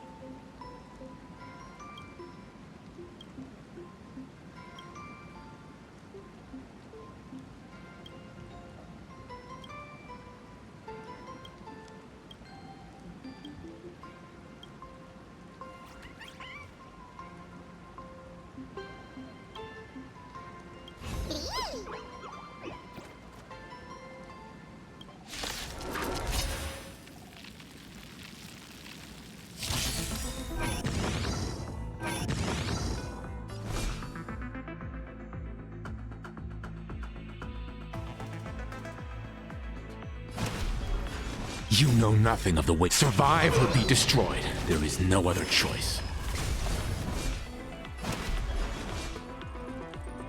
Earth shatters, heaven trembles!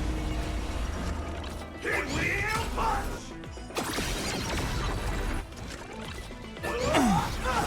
Dragons soaring above the lands. This is permanence! Leave it to me. Seek and you shall receive. In this, I will watch over you and guide you on your path. Serenity is before me. Let's begin.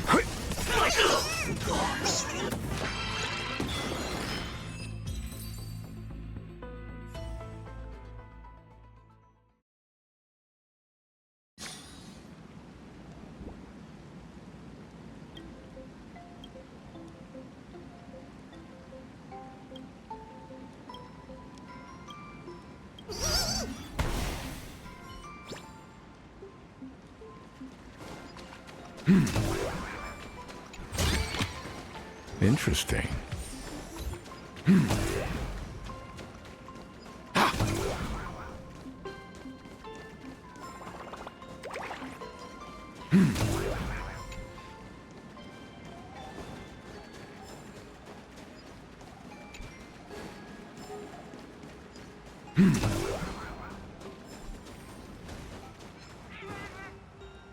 Casper?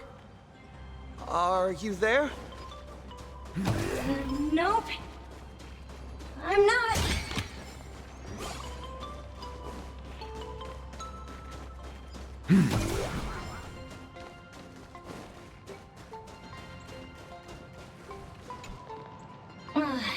You found me, current nameless.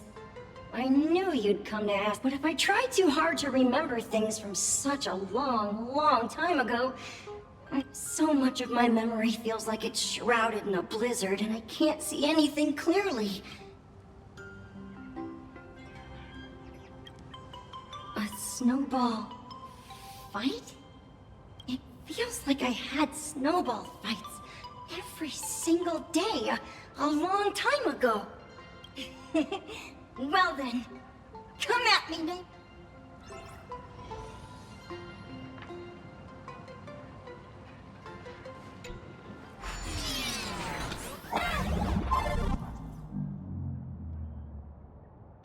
It's snowing!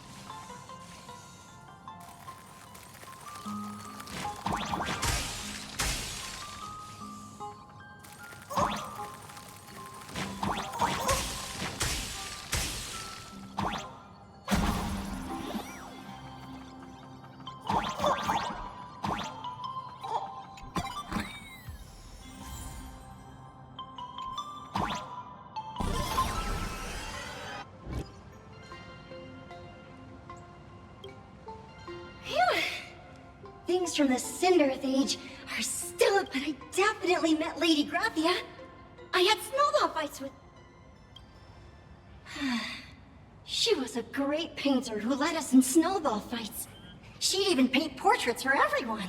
Back then, when we wanted to see her, we'd go to her doorstep, light the ground lamps, and shout, "Snowball fight!"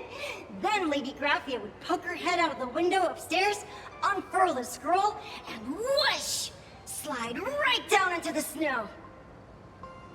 Then we'd have snowball fights against the Void Rangers together, under the giant moon. If we won, I got to swallow the Void Rangers whole. They were so crispy and tasty. There was someone else. Just thinking about them makes my blood boil. He was a snowball fight master. I remember one time, 8 of us teamed up to challenge him. But that guy knocked us all down with his snowballs like it was nothing. All from so far away. 6 of my friends were lying on the ground, feeling beat. As for me, I think I got hit right in the neck. I saw my own giant body thawed onto the ground, and my chin felt ice cold. 8 people in the Phantasmoon games? Perhaps Snowball Fight is a euphemism for the Cinderth Age Wars? So in that round of the Phantasmoon games, Graphia must have fought a terrifyingly powerful opponent. It seems only she and Casper survived the... I saw her once. Just once. By then, Ahatopia had already been transported into the canvas. It was so quiet and lonely. I couldn't find my other 6 friends, but I remembered where Lady Graphia lived. So, I went to her front door again. It felt like only a second had passed. Just the blink of an eye, yet somehow it also felt like forever.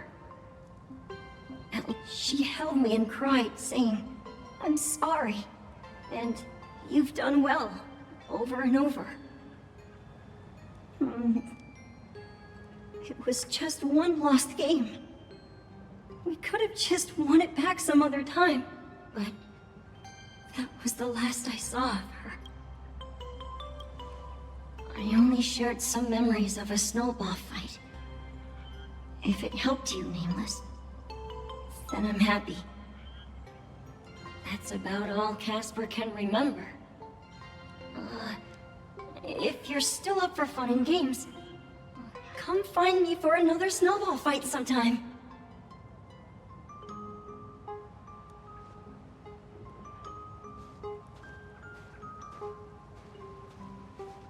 So, to summarize, Casper likes to light the ground lamps and call for her near... Now, where can I find those ground...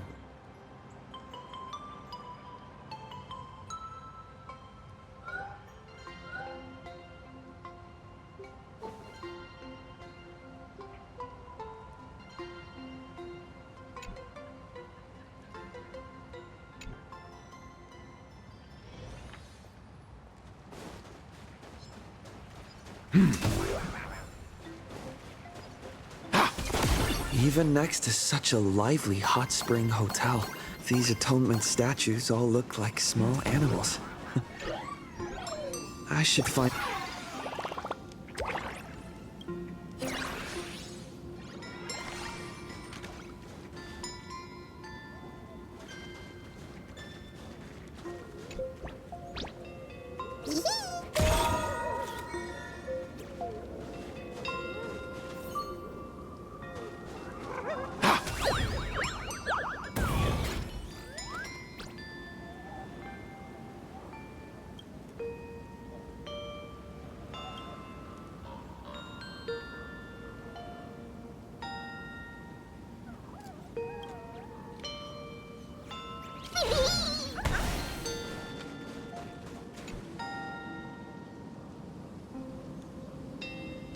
These two little lamps don't look reliable at all.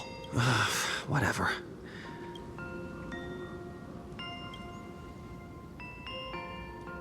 Who dares disturb my 1,000-year slumber? Not only will I refuse to grant you 3 wishes, I shall also lock you in my canvas to suffer in my stead!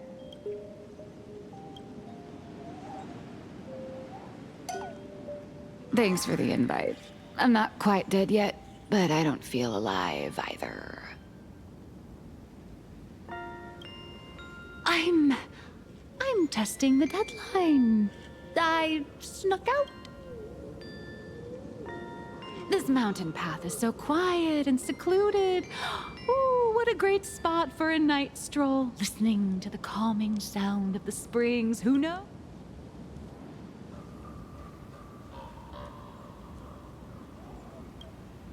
Give me a break. I really am just looking for inspiration out here. Look at this old stone statue! Ooh, doesn't it look like Hemicat? I just reached the real versus fake Hemicat arc in my comic.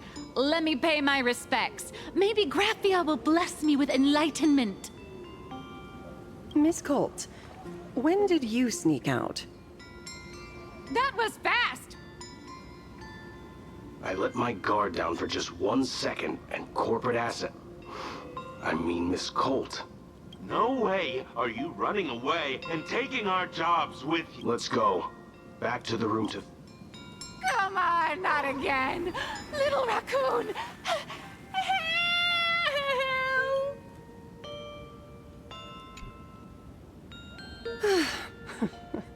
Being an artist sure is grueling. I remember being held in a room and watched by 6 or 7 people, too. I wasn't allowed to leave until I finished painting either.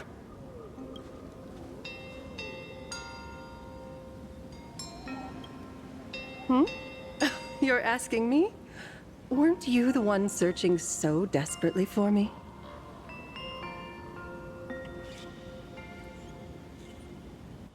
My name is Murata Graphia, guardian of the world in canvas.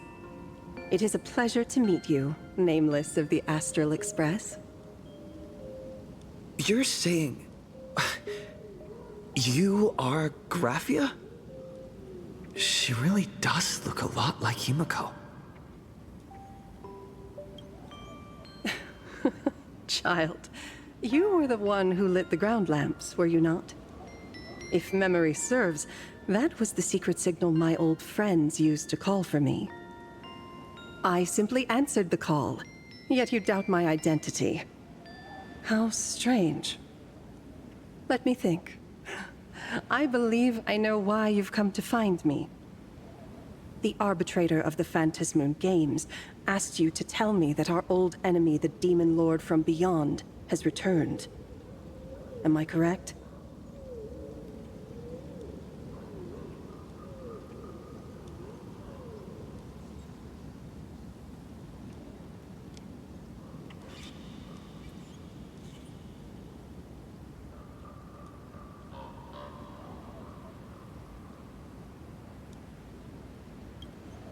Since Ahatopia's in canvassing, Evanesia and I agreed to guard reality and the world in canvas separately, never to meet again. But over the past 1,000 years, I often hoped we might reunite in some way. Who would have thought, when word of her finally reached me again, there'd be no warm greetings, but instead only an impending crisis. You must have many questions.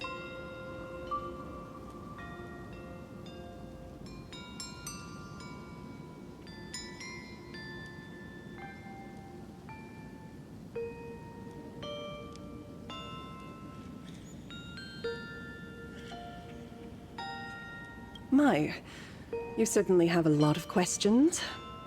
But before I enlighten you, during the Cinderth Age, that demon lord from beyond once took the form of a friend to infiltrate the Resistance, causing catastrophic casualties. I must confirm your identity, Nameless. Do you carry a token from Evanesia?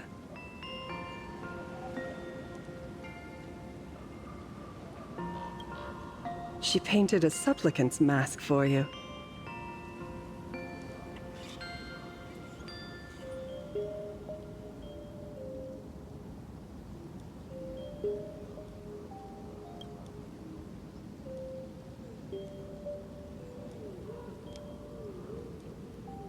The secrets you seek are many and tangled.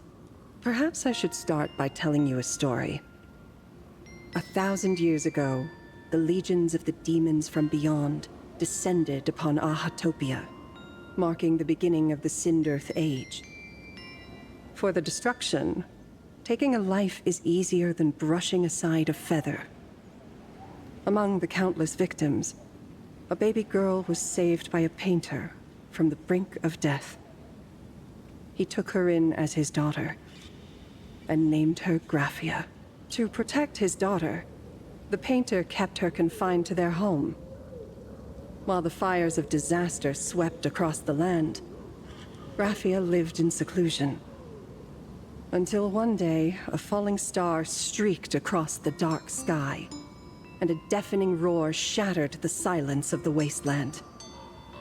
Unable to contain her curiosity, the young girl slipped out of the house to follow the sound.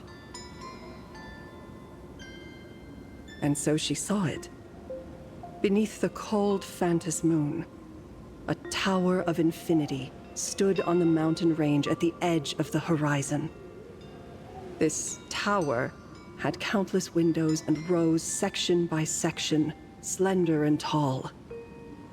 More than an actual tower, it looked like a wounded iron dragon that had fallen to the earth.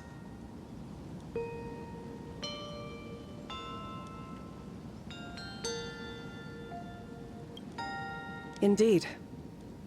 That tower, which stood only for a moment, was the crashed Astral Express.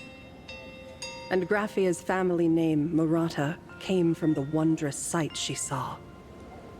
At the time, the wrecked train was surrounded by countless abominable monsters. Amidst these foul enemies, a few warriors in strange attire fought tirelessly.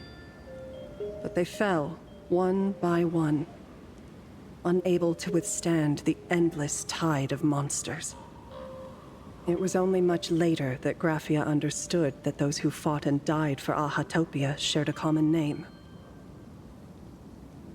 The Nameless, who walked the path of the Trailblaze.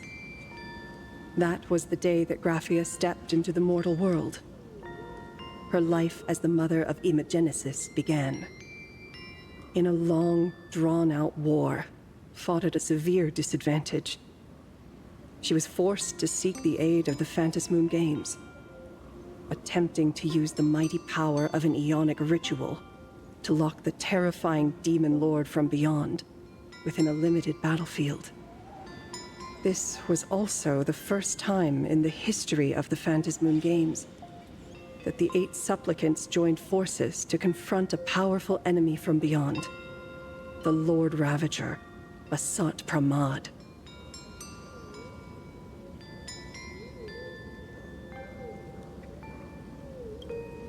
She lost. Graphia did not win the Phantos Moon Games, nor did she manage to kill Asat Pramad. In the final days of the Sindirth Age, she gathered every ounce of wish power to paint the world into a scroll. Using herself as a nail to steady the canvas, she sealed the Lord Ravager outside.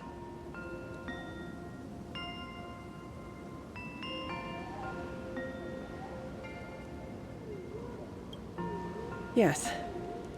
As long as the scroll still enshrouds reality, he won't be able to lay a finger on the Leviathan's remains buried deep within Ahatopia. The story is over.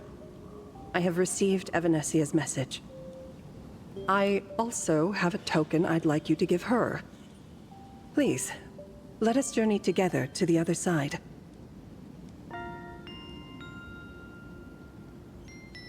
So, are we leaving right now?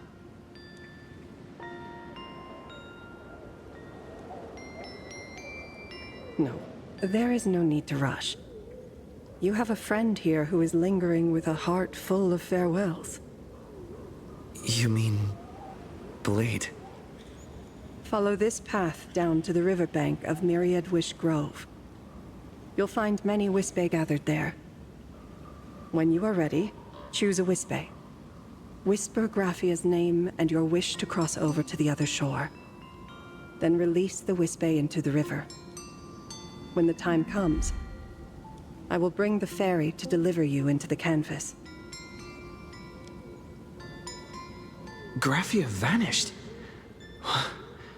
How elusive.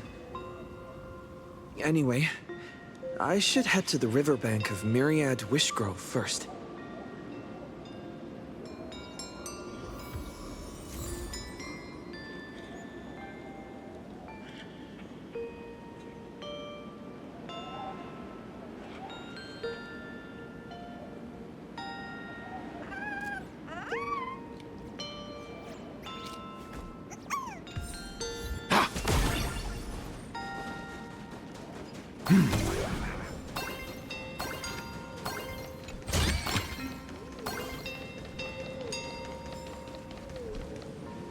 I've heard that in the same forest, giant trees will fight each other for nutrients.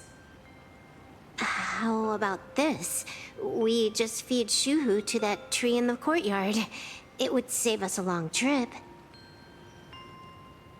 Say something. Didn't know you were a forestry expert. I'm not joking. I'm serious. If the Elwood absorbed another emanator of abundance, it would likely bring about an even greater catastrophe. Right now, there is no other option besides the Veracity Husk. If the abundance grows too strong, the Ambrosial Arbor loses control, and the Arcadia is doomed. If the abundance is too weak, the husk spirals out of control, and the Arcadia is doomed just the same. It's called an Arcadia, but the whole thing is built on a razor's edge. Does that mean the essence of the elation is just dark humor? You're afraid. I'm not. I respect your choice.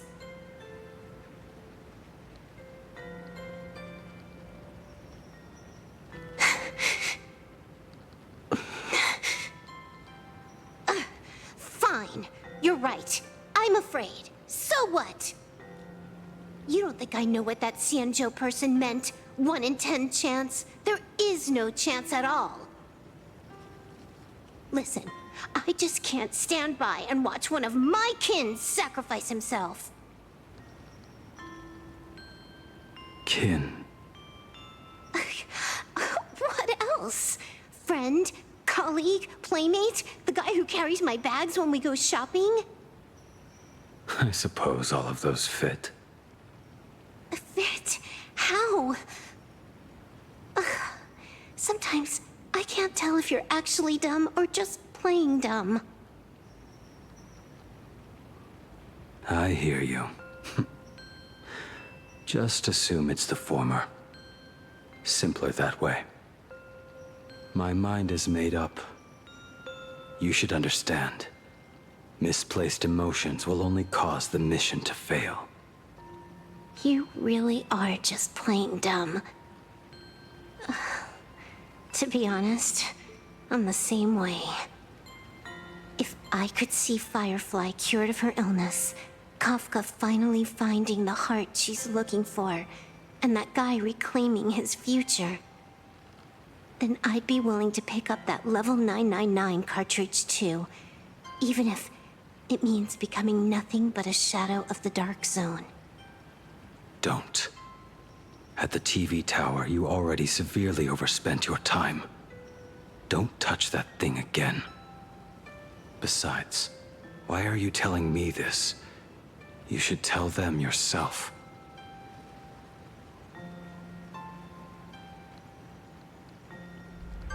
Because just like you, I'm a total, stuck-up softie. Happy now?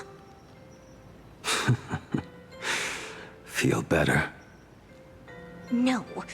Unless you give me a sincere apology and a proper goodbye, we're not settled. Not settled. Is that right? Fair enough. Whether as Ying Xing or as Blade, my journey has reached its end. Before the final verdict, I should say a proper goodbye to my kin. Who's there?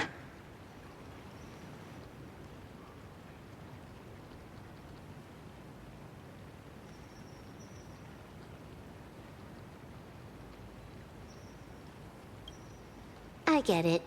It was a deliberate accident. I knew you would come. I met the legendary Graphia.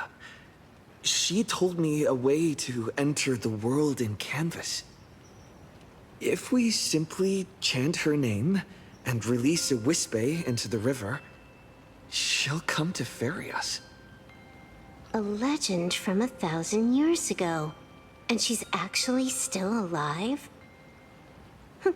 It really makes sense. After all, you two are practically the same age. Knowing that gives me a bit more hope that you can actually make it back. Then let's begin.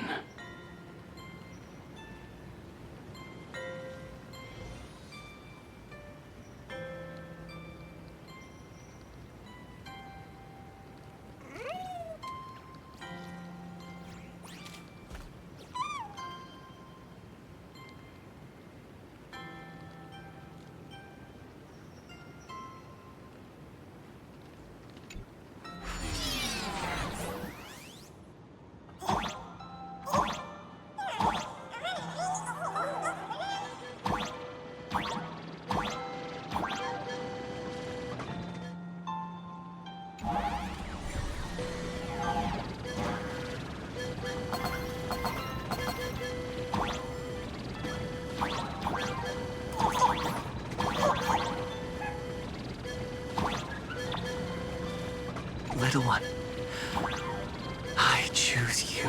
Everyone, let's go find Graphia!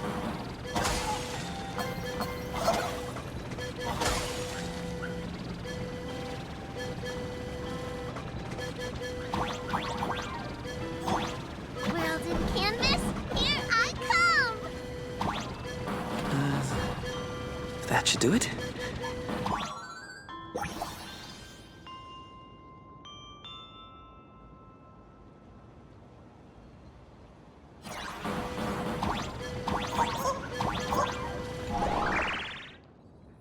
I summon Graphia, mother of Imogenesis.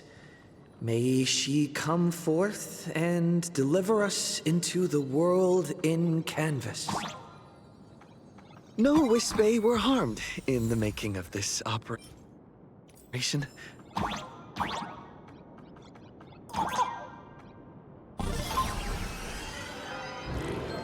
Graphia! Graphia! Everyone, into the world in canvas! How odd. This time, the visitors actually know of my existence.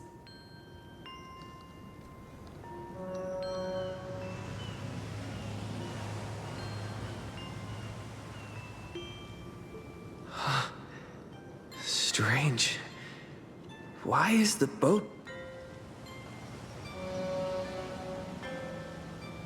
I heard your call, and have come by boat to guide you across. Greetings, travelers who seek to leave the mortal world behind. It is a pleasure to meet you. Oh? Not an imagine, but someone here to settle the past and family members seeing them off? I guess so. The power of abundance. What a nostalgic scent. There is something terrifying slumber. I've heard that something lies at the end of the world in canvas, with the power to suppress it. Ah, I see. I understand. Time is of the essence. Please, Step aboard. Thank you. The mountains lie distant. The waters still. And snow set a fine moment to bring this weary life to its end. Bring a weary life to its end? To my eyes, the power taking root within you is far from withering away. It's just a matter of time. The journey downstream is long. As is custom, I must collect your past stories as fair. I shall use them to paint the path forward, which will guide us to the other side. My past stories. There is no need to weave your thoughts into a complete story. A single memory, a single breath. These too are parts of your past. Only by letting go of the past can you truly set forth with an open heart. Is that not so? Go ahead. Say something. I'm curious too.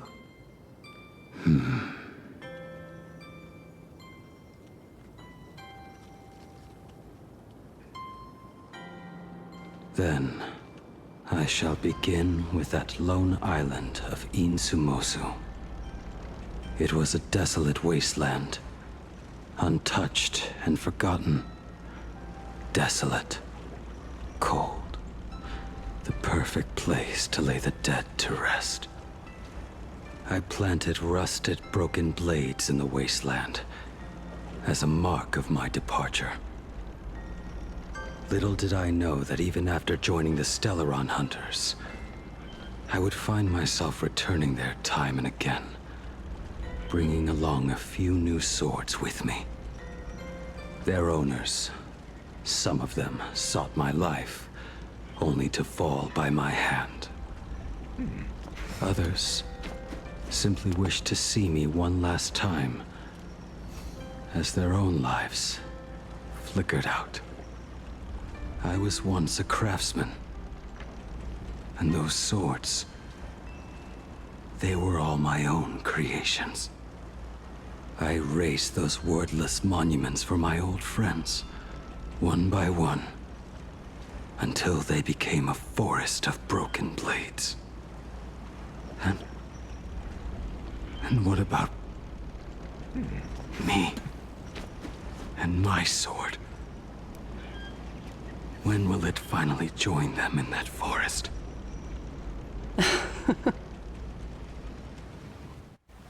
I will follow your words with my brush and paint the ideal end.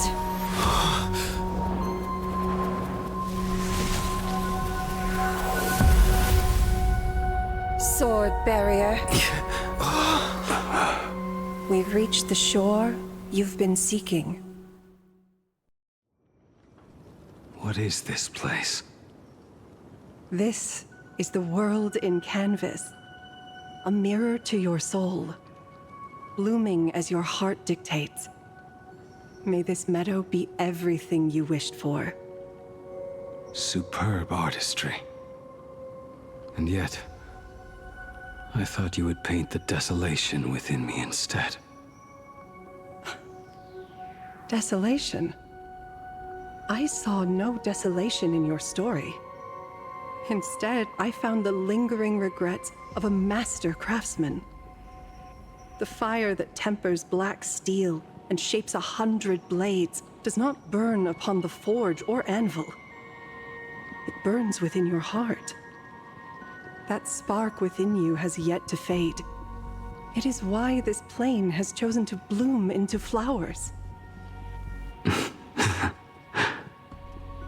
We've got no clue what you two are on about with all this cryptic talk. But you smiled just now, didn't you? No, I didn't. We should go.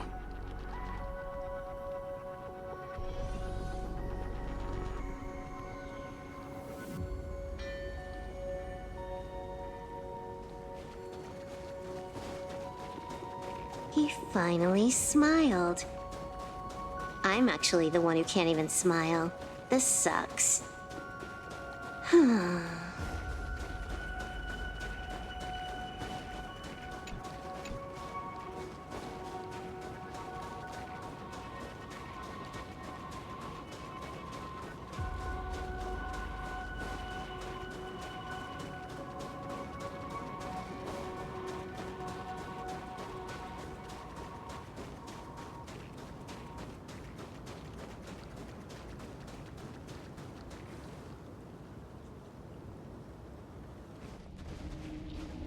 We have reached the end.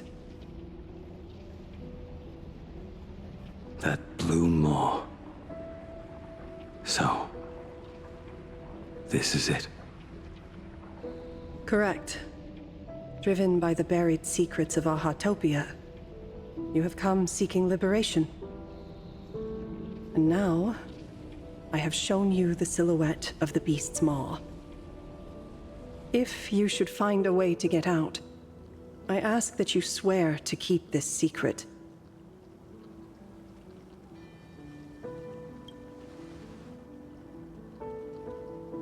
I will keep the secret.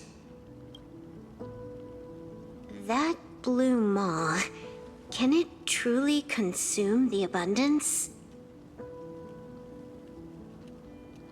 Only a beast of insatiable hunger can end a plague of eternal growth. I have stood watch in this realm for a millennium, beholding the eternal conflict where the veracity and the abundance remain locked in strife. Oh, undying soul, the fate that awaits within those depths lies far beyond the reach of our conjecture. Perhaps you will vanish into nothingness in a mere heartbeat. Or perhaps you will endure a millennium of gnawing, constantly regenerating only to suffer once more, with liberation remaining an elusive dream. Beneath that calm of yours, I can feel an old friend lingering. Agony. This is the price I must bear for becoming one with the canvas. You're telling me if he leaps, he has to stay down there and be torn apart for ages? I'm not okay with this. Yao Guang never said anything about this when we went over the plan. I have lived for nearly a millennium. I stopped wishing for a swift end a long time ago. If the Leviathan does not consume me utterly, then I am still alive. And until that moment comes, I will pin Shuhu to the anvil and swing my hammer once, twice, and again, and again.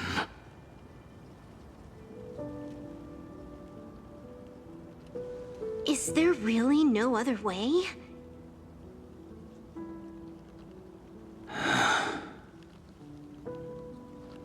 Silverwolf. I was never one for sentiment. I'll only say this.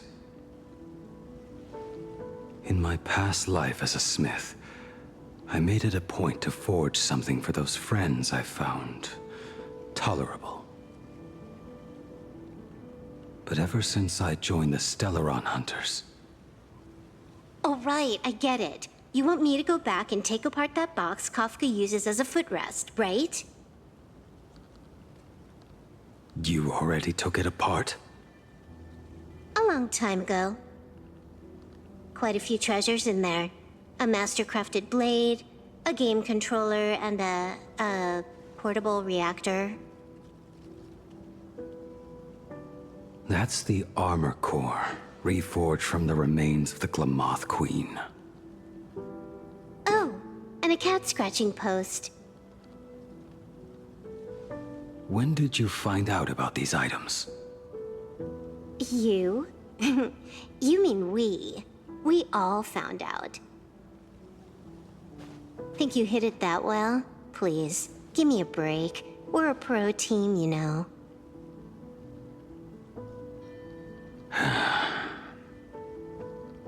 Just split it among yourselves.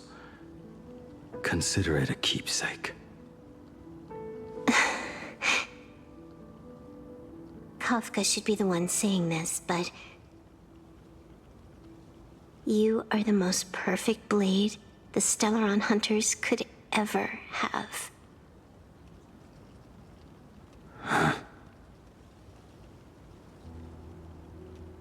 Just a broken blade. That is all.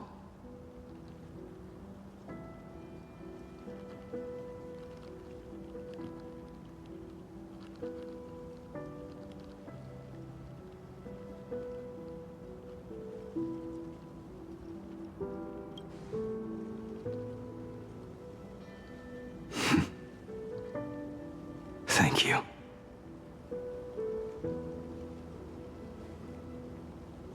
Before you go, you have something to say to him too, right? To me? Don't take offense. It's just a few words. Before joining the Stellaron Hunters, I once lost myself. Unable to see the future, yet unable to reclaim the past. Just like you when you were first reborn. Whether we chose this path, or were forced onto it. Leave no room for regret. And never deny the path you've traveled.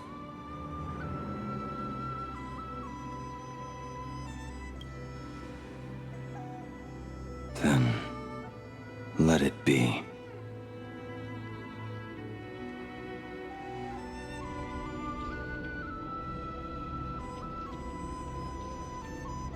It's time.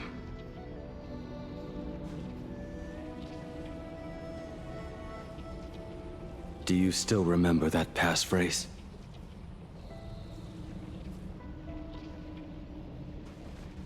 No need to step forward.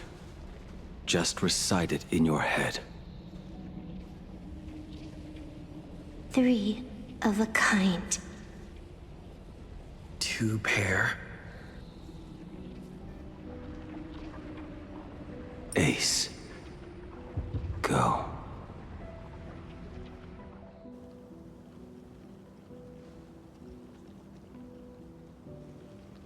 Farewell.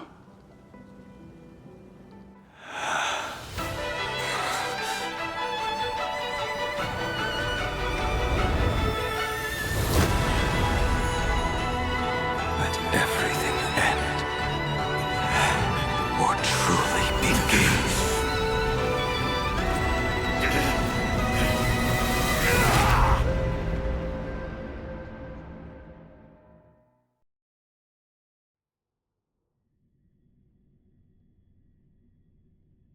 In the final moments of your life, what will flicker through your mind?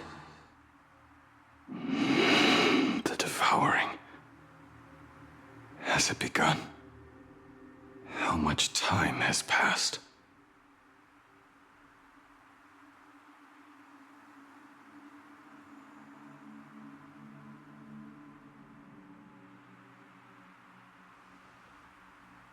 Sea of clouds. Ambrosial arbor.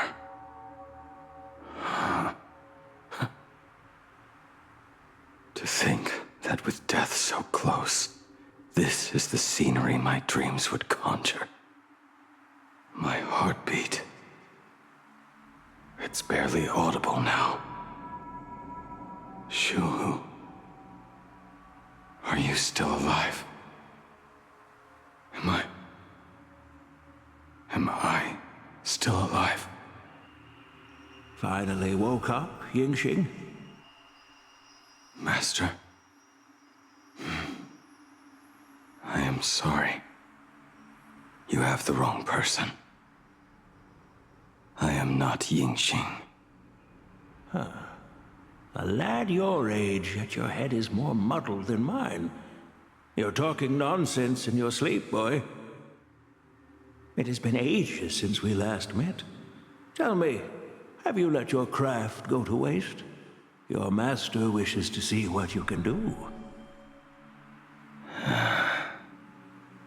Not a sweet dream of toasts and laughter, nor a nightmare of clashing steel. Instead, it is a dream of returning to the very beginning, to confess my sins before the master who taught me everything. Typical. This is a standard issue sword I forged for the Cloud Knights, back when I first began. Looking at it now, it is a crude piece of work. Senior Frater, are you truly from a short-lived species? Why do you ask? I mean, no offense. I just wondered, why would you come all the way to the Xianzhou to learn the craft? My home became a grazing ground for those boars and beasts. My parents, they're fertilizer. Unlike you, I won't live to see them wiped out. But my blades will. Look at this blade. Fresh from the forge today. That is so cool! Stop flattering me. This is just a standard issue sword for the Cloud Knights. According to the template, its name should... Senior Frater, how could you so thoughtlessly name your own creation? The very first assignment Elder Huayan gave his disciples is, what defines a blade? He always says a name carries the... A lone cloud drifts. A crane departs. Let's call it... Departure, Junior Frater. Senior Frater, I thought you'd go with Lone Cloud or Guyun.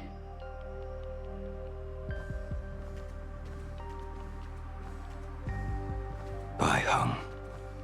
And that bow I forged for her.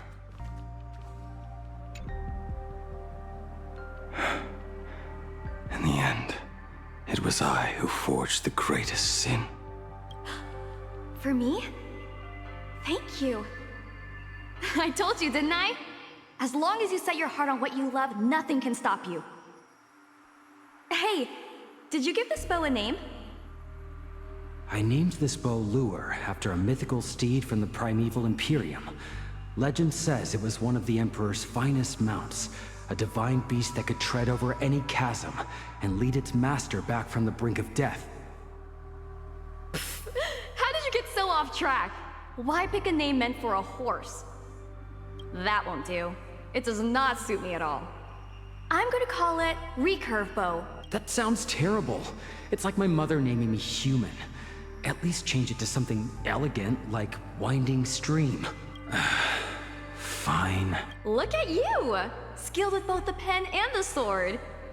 You really should not be trapped in this flame wheel forge for the rest of your life. Hey, perfect timing! I have a few friends getting together on the Luofu. Wanna come along? Staying in a single place your whole life. That won't.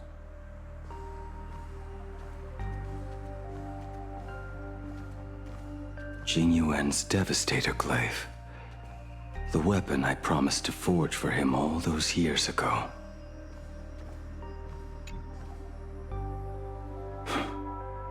Old friends have drifted across the stars, but he remained. A genius. I suppose Master Jing Liu's swordplay should be no trouble for you then. You little rascal. Do not try to act like my senior just yet. I am from a short-lived species. Xianzhou's swordplay takes hundreds, even thousands of years to master. I simply do not have the time. I heard your bold claim. I'd rather leave this world in a blaze than live until the end of time. It seems you think little of us Xianzhou people, then? My, the future sword champion has sharp ears. It was just drunken rambling. Don't take it to heart. It would be a waste to throw my skills away on the battlefield. You go to the front, and I will forge the divine weapons for you. It is a promise. All right, deal. Then I want a Devastator Glaive, 4 meters long, decorated with green silk, and you should engrave the blade with cloud patterns. Or maybe lightning. Wait until you have grown a bit taller. Then it is settled. When the time comes, you shall arm each of us with a weapon of our own. Come, friends, drink up. We 5 come from all walks of life. But here and now, we are one. Together, we shall bring glory to the Xianzhou, and peace to all who dwell beneath the stars. By the rainbow and the 10 lords, if I betray our bond, let all of existence hunt me down.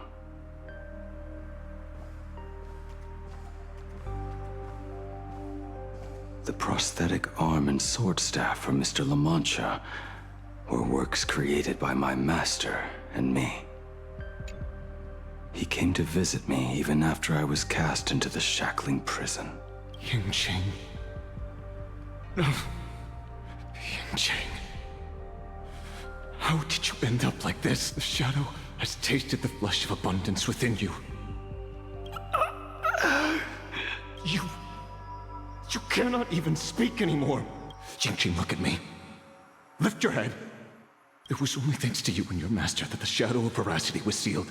I owe you both a debt of gratitude. So I have but one question. Do you want out?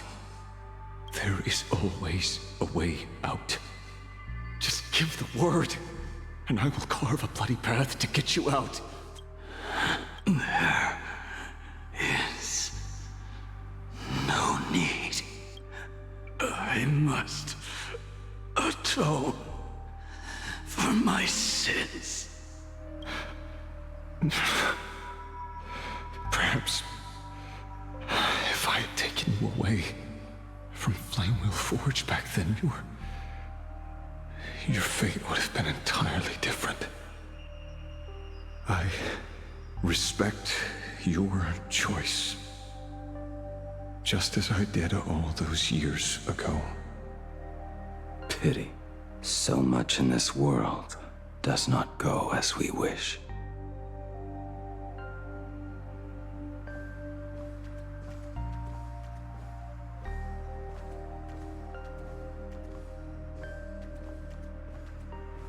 This is not my work.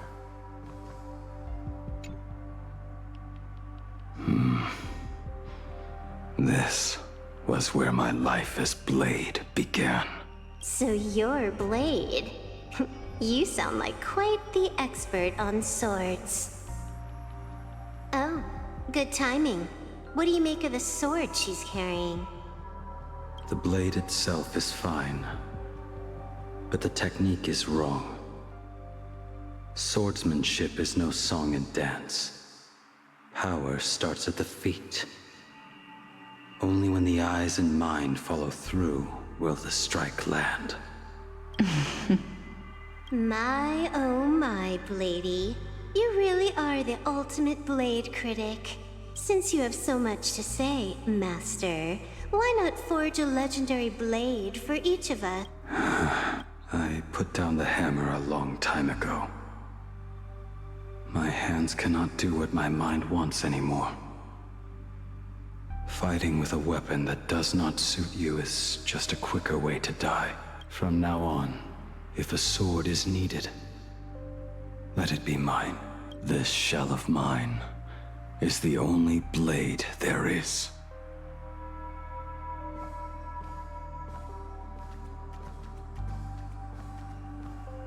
A weapon given by Yingqing to an old friend.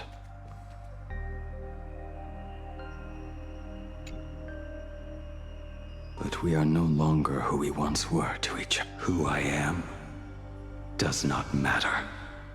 What matters is, do you remember this weapon? I don't understand what you're talking about. All that happened. You think you can just walk away from it all? You would do well to keep Cloud Piercer by your side. Or, next time we meet, I will be the end of you. What a pity. In the end, we still cast our weapons aside.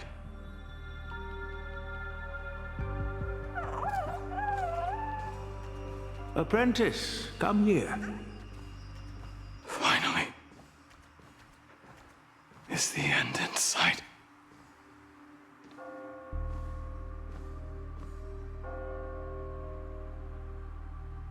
I am here, Master. Good. I have waited a long time for you. You You have seen every blade I have forged in this life. Fine work. Somewhat flawed, perhaps, but their edge is undeniable. The marks of a true master. Gazing upon the weapons I forged in days past, I can only feel a surge of endless regret. The hammer falls and cannot be undone, yet I have spent my life taking one wrong step after another. I betrayed my friends and broke my oaths. Even with these divine blades, I failed to protect those I held dear. My hands are stained with blood. I loathe the reflection it casts back from my blade. But what weighs heaviest on my soul is the debt I owe you, Master. In this life, I fear I will never have the chance to repay it.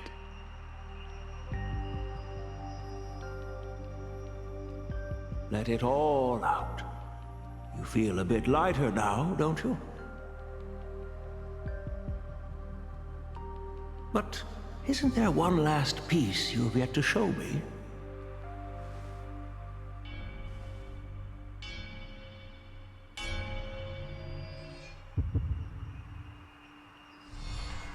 It is yet to be named, has it not? That is a mere scrap from the forging of Shard's sword.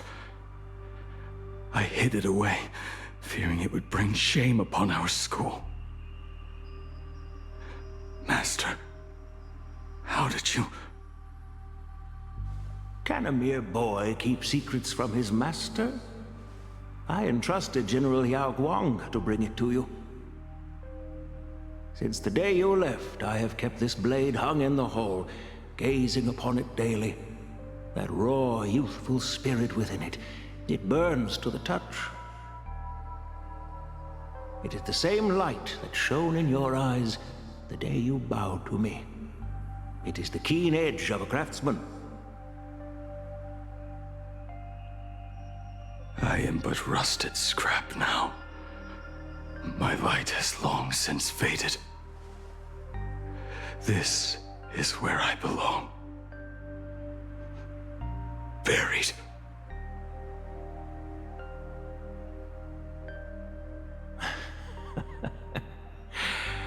Crushed ore, old materials, rusted iron. As craftsmen, we spend our entire lives in such company. Waste not the bounty of the world, but perfect it through craft.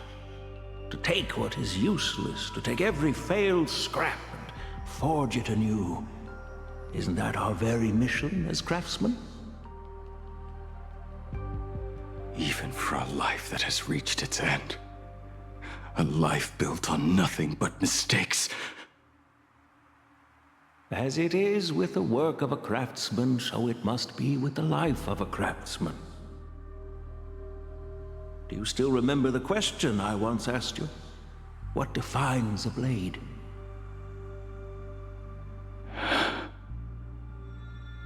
The answer already lies within you. Go now, and forge it anew.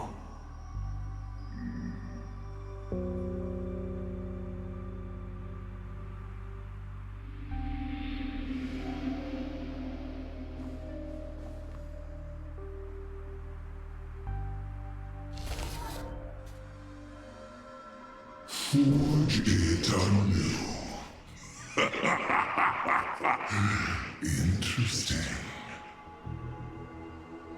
Now I wish more than anything that I could just live a bit longer. Ying-Qi himself said that, back when he was nearing his end. Shoo.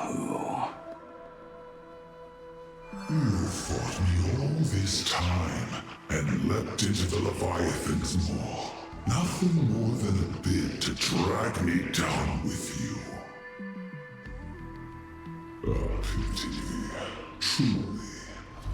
For so long as a single soul in this vast craze for abundance, I shall return to bestow my grace. And now, I have come in answer to your prayer. Within the Leviathan's maw, I shall grant you 1,000 years of agony, as your flesh will be remade, only to be devoured again and again.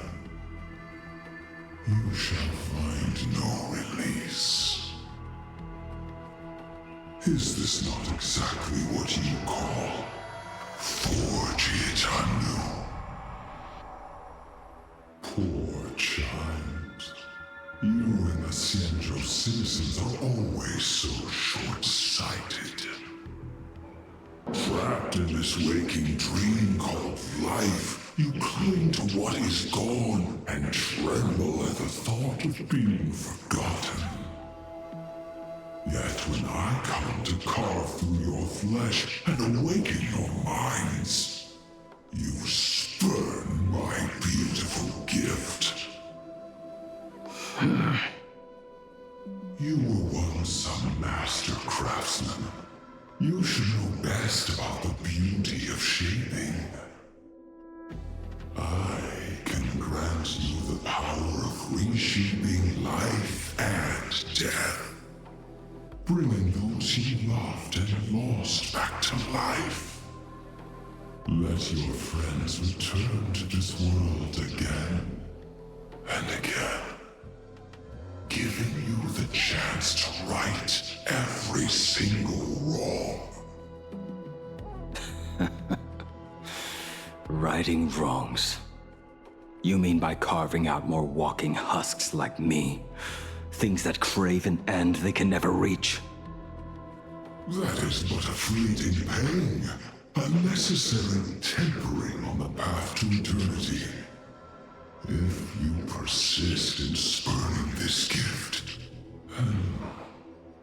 this maw shall become your prison for all time.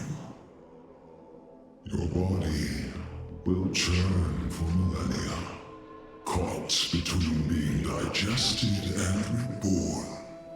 Every inch of your flesh will remember the agony of being ground to pulp, until your very will dissolves into nothing, leaving only a hollow husk that can cry out my name. Are you done talking? Do you truly believe that I am the only prisoner here, Shuhu? You are the one bound most tightly by your chains. For so long as a single soul in this vast world prays for abundance, I shall return to bestow my grace. You are nothing but an echo of them, a slave trapped within your mission of compassion. You mock our obsessions?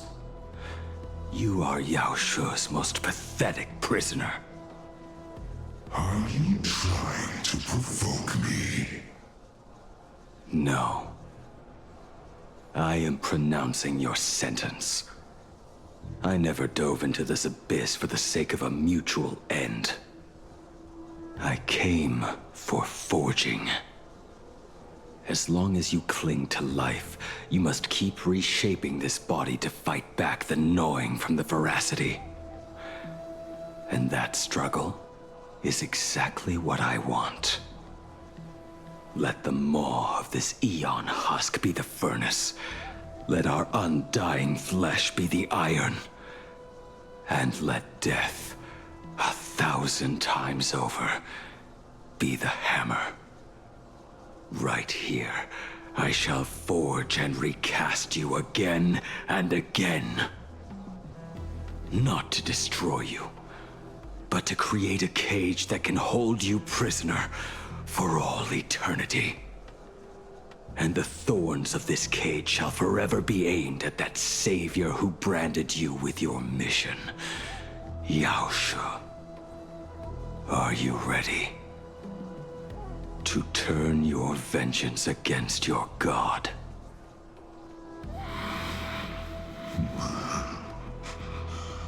I see now. So, this is how you forge it anew. Very well. Let us see how this duel between the condemned unfolds. This forging within the furnace. In the end, which of us shall forge the other into a blade?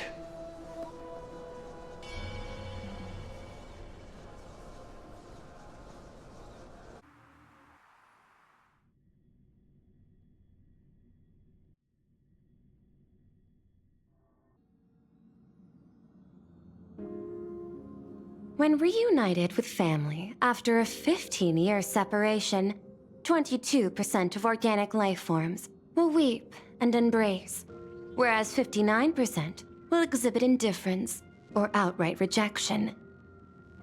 Yet, choosing to conduct a covert investigation instead is entirely unheard of. You harbor suspicions regarding Mr. Ryusuke. Why is that, Miss Himiko? Before Star Rail Fest began, I stopped by his office to look for the family's records on the Phantom Moon games. Out of concern, or perhaps curiosity, I leafed through his portfolio. The artwork was magnificent, with each piece serving as a microcosm of a different planet.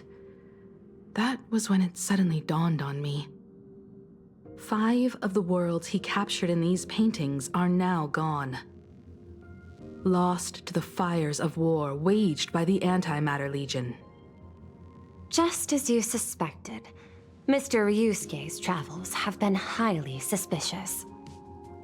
In the year 1969 of the Arcadian calendar, he traveled to the Delcor Ring to sculpt a statue for the Doctors of Chaos. 2 years later, the IPC received word that the last local resistance group had rejected all aid and launched a suicide charge against the Legion. Also, in 1984 of the Arcadian calendar, he traveled alone to the planet Goliath's Shepherd. After a century of resistance in the fires of war, the planet was officially declared dead 9 years later. Both incidents point back to a single culprit. The Lord Ravager Asat Pramod. However, there is also evidence suggesting that Mr. Ryusuke was still in Plain Arcadia when Asat Pramod appeared. Additionally, the IPC recovered a commission he received. It read, "Please carve a trace of our lasting glory, just before the world meets its destruction."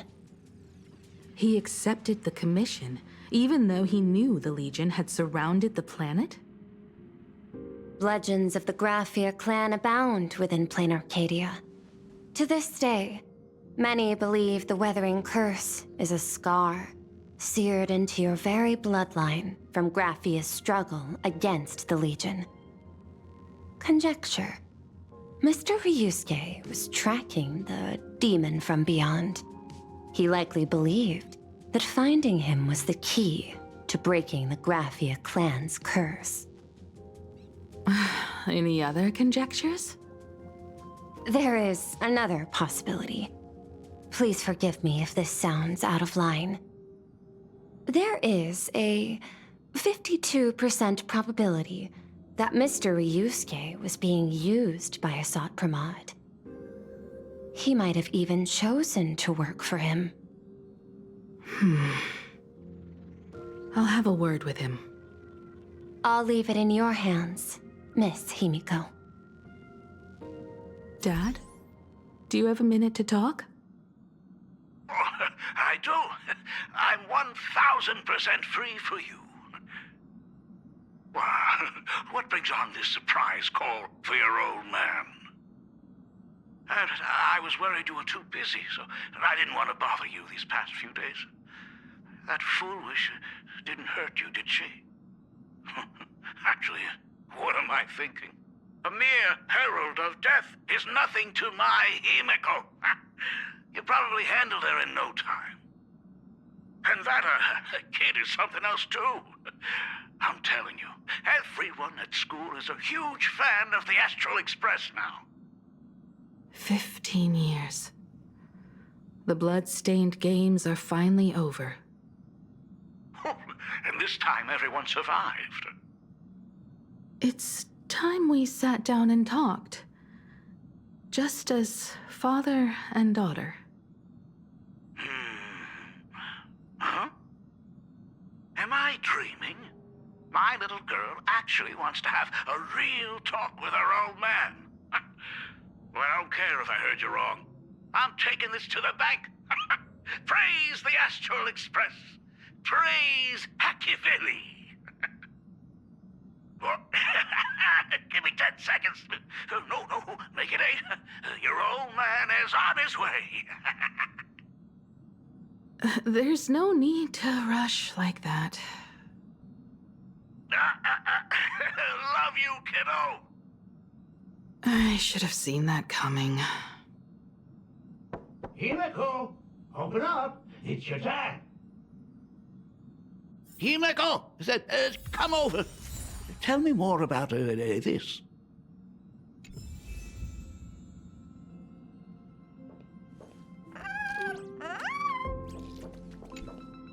I originally planned for us to meet at the school, but since you're already here, let me show you around the Express. Oh, I would love that. I was in such a rush last time. I really want to get a good look at the place where you spent the last 15 years. Who could have imagined it? The thing that connects this nearly infinite universe is not some distant godlike sheephead, but a single express.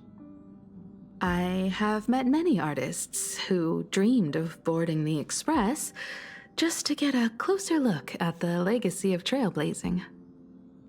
So I am curious, how will the great artist Ryusuke evaluate it? Me? Well, I'll give it my all. I was only joking. There's no need to be so serious. There's actually so much interesting stuff on this express.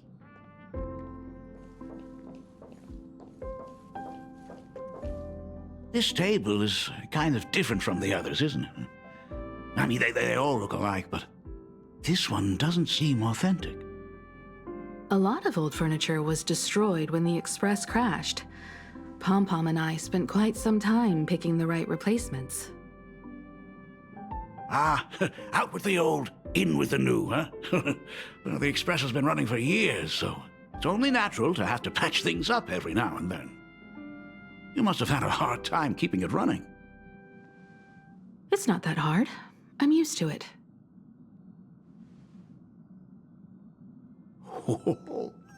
Just as I thought. The Astral Express looks amazing inside.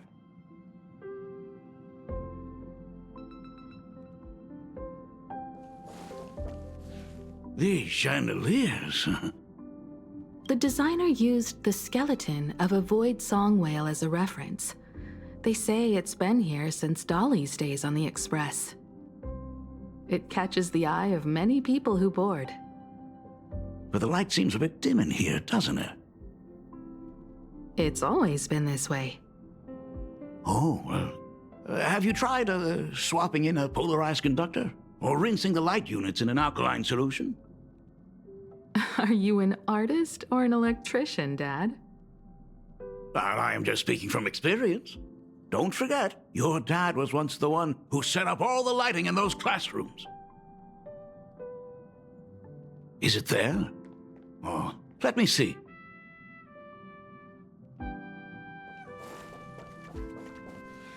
It's bigger on the inside. Oh, the phonograph also has music from all sorts of worlds, just like the versions I've heard before. Oh, it's a shame I didn't get to see the legendary infinite ice cream machine. Dad, you actually believe something like that exists? I thought only kids would fall for it. A long time ago, such a thing did exist on the Express. When the Express passed the desert planet Talon, Granholm left the machine there. Now, it has become a popsicle planet. Conductor! Long time no see. Your fur looks a lot smoother than last time. Really? Thank you very much. Hey, my daughter Himeko finally opened up to having a heart-to-heart with me. What a special moment! Pom-Pom will leave you to it then. They say family is one of the most precious treasures. Pom-Pom believes we should cherish them. See? I told you. This time, Dad wins. Oh, Himeko, you may be a fully capable navigator now, but sometimes experience still beats youth.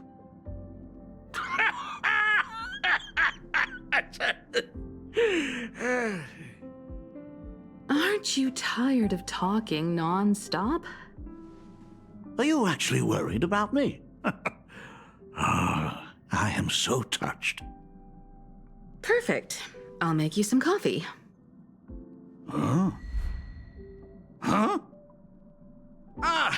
Well, might as well swing by the meeting car to say hi to that, Intellitron buddy.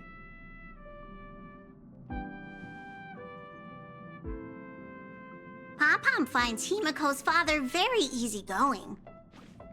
Himeko, come on. Let's walk together. They say family is one of the most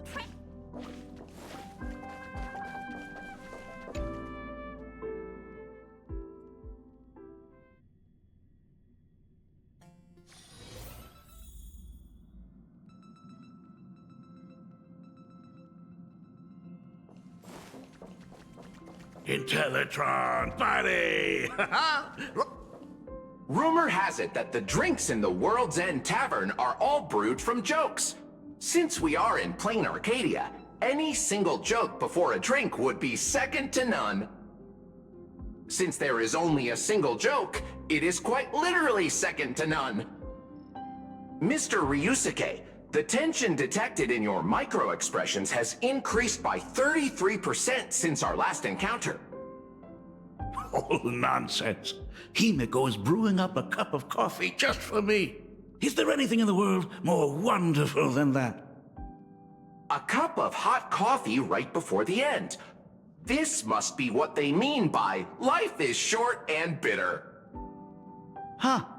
Well, now I see why they call you Shush. Well, since I'm still among the living, let me tell you a joke for a change. A long time ago, there was a truly terrible nameless.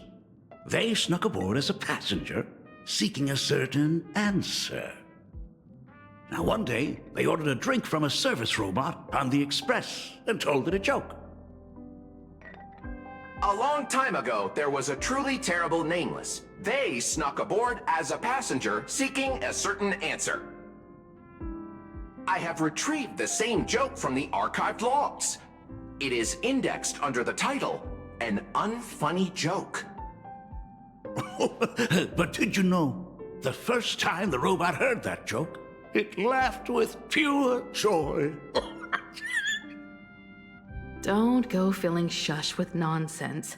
Its database is already enough of a mess. Dad, here's your coffee. This cup is huge. Himeko, tell me, are you still holding a grudge against me? What are you talking about? Now drink up while it's still hot. Analyzing components. Results show coffee concentrate, Heldoran butterfly scales, a species of fish from a gas giant, trace amounts of iron particles, and various other unknown substances. Mr. Shush, you must be exhausted after telling all those cool jokes.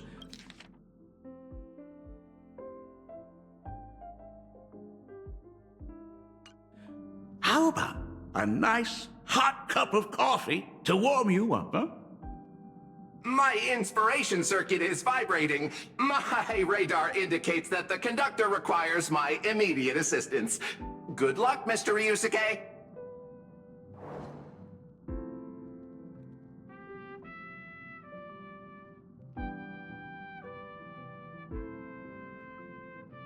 Oh, Himeko, if I do not make it out of here, please deliver my resignation to Miss Dolly.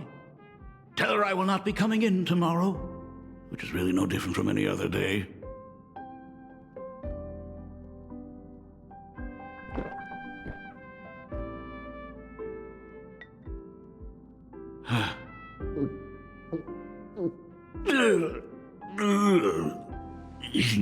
The coffee tastes like heaven.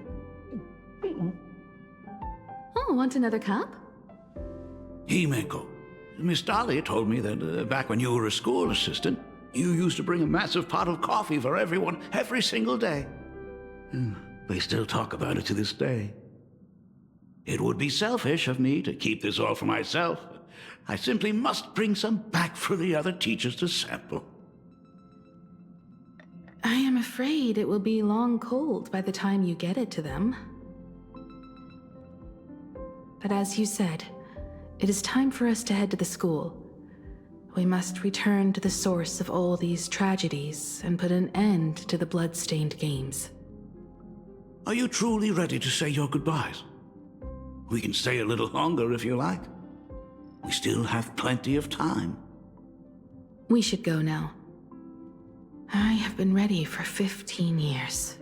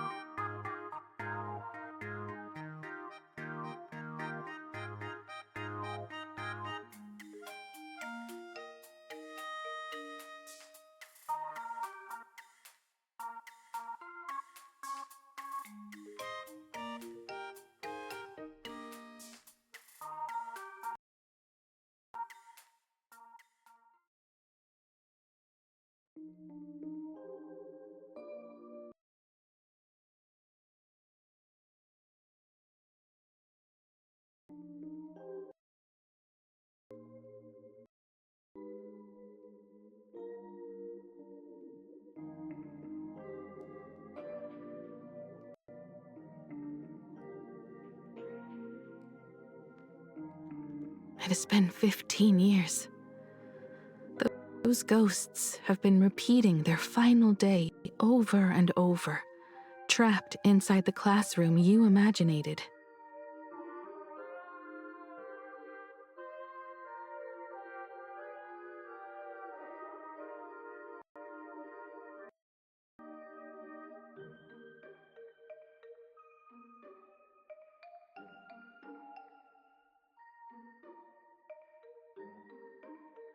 Even if they are merely shadows of the past, they deserve to be set free. Oh, you're right. Let us use one final goodbye to close the chapter on the Herald of Death incident.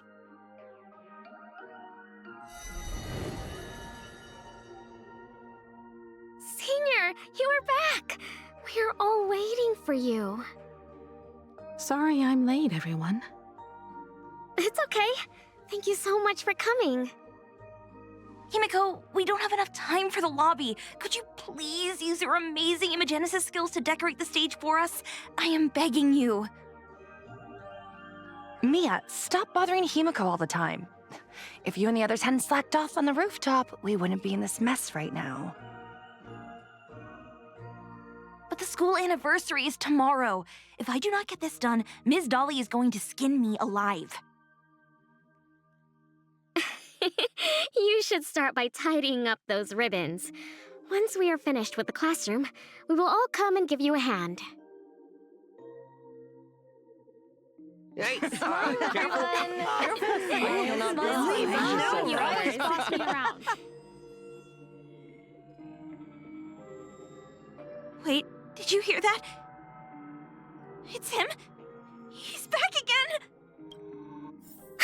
Everyone, hide! Don't let them find us! Run, Senior! The Herald of Death is back! Don't be afraid, Belle. I'm here. No more running away. We don't have to face any Herald of Death anymore. Really? When have I ever led you astray? Look, even the Dean has arrived. Let us run through the anniversary program. Right now? But we still have so much left to do. The decorations are nowhere near Oh, it is all right. We have plenty of time. This sunset will linger for a very long while. Just long enough for us to finish our celebration. I hereby declare that the Graphia Academy anniversary and the graduation ceremony of 1984 has officially begun. Since the other grades are not with us today, we shall keep the proceedings simple.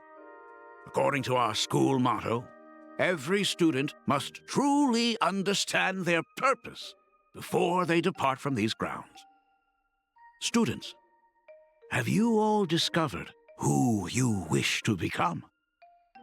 Why so serious? It's only a rehearsal. Well, in that case, I'm going to be an artist. And not just any artist. I will be even better than you, Senior. I plan to study at the Intelligentsia Guild. I want to learn how to create even more interesting imaginae. I want to study cinematography and become a director. I want to capture every single moment of happiness in the Arcadia. I hope that in 10 or even 20 years, you will all still hold these dreams close to your hearts. And now, please welcome our distinguished graduate representative, Himeko, to the stage to offer her final blessing to the graduating class. Our senior is doing this? That doesn't happen a lot. Himeko? Are you nervous? Relax. Give us a smile. I do not know what to say on an occasion like this. All I know is that this is a comfort the living leave for themselves. But take that step forward. Go and embrace tomorrow. Become someone that the person you are today would be proud of. Congratulations to the class of 1984. Senior, don't miss us too much. Himeko, see you around. Himeko, what's with the sad face? It's not like we'll never see each other again. Farewell. Belle, Full Wish, Mia. Safe travels, everyone.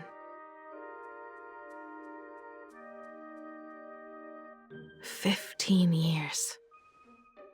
The blood-stained games that altered the course of so many lives have finally come to an end. If only I had not lost myself in my own grief. If only I had looked after that child properly. Perhaps everything would have been different. It was not only the Herald of Death that pushed her towards that abyss. Full Wish said that it took Plain Arcadia 15 whole years to kill her. Will this world ever get better, Dad? I don't know, but I'm willing to believe in it. Dad, all these years, just what have you been doing? Is that concern I hear in your voice? If you say so. After the blood-stained games, I traveled to many different worlds. Every time I set foot on a new planet, my thoughts always returned to you. Until one day, I happened to see news about the Astral Express. The person on that screen was so different from the daughter in my memories. I was afraid, to be sure, and I did not want to disturb the life you had found. As long as I never saw you in person, I could keep telling myself that lie. My daughter had fulfilled her dreams to soar among the stars. Von Walk, Owenly, New Londinium. Step by step, I made my way into the very bedtime stories you used to tell me. Were they beautiful? In this vast universe, nothing holds more beauty than the lands en route, yet to be reached. You may have been a poor excuse for a father, but even so, thank you for setting me on this trailblazing path. Same here. Thank you for fighting so hard to be here alive. It's still early, huh? Let's have a walk around the campus. I have something very important to tell you.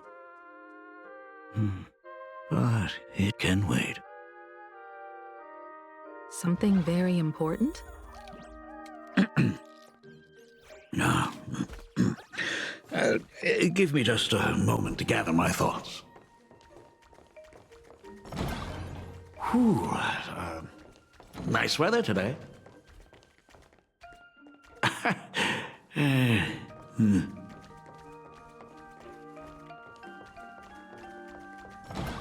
Let's go downstairs. Oh my God, it's her!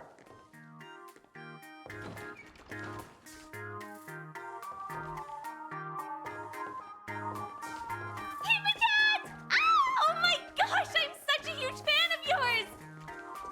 Oko? Senior Himiko! Oh wow, she actually looked at me! Her navigator aura is incredible!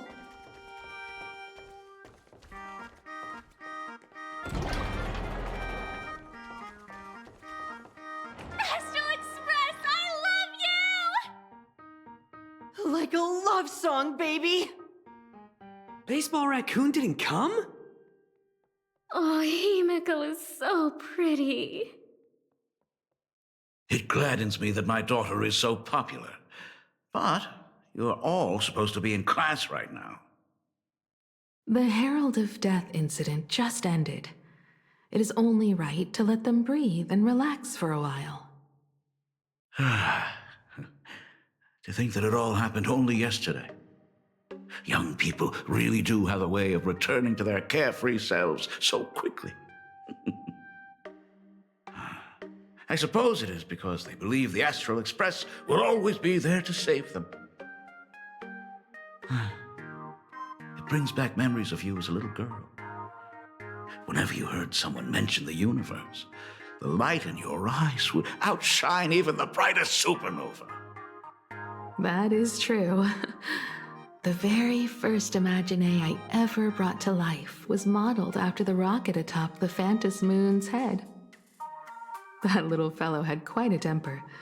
It was so determined to fly higher and higher. To this day, I still wonder if it ever truly reached the moon. Dad, do you still remember it? How could I ever forget? That thing came crashing down and poked a hole right through Miss Seadrake's tail. I had to take you to apologize in person. I ended up redrawing the tail myself to make it right. These days, I wouldn't be able to handle that kind of trouble anymore. My poor old back wouldn't allow it.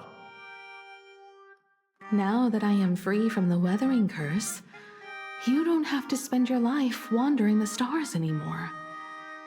Why don't you just settle down here?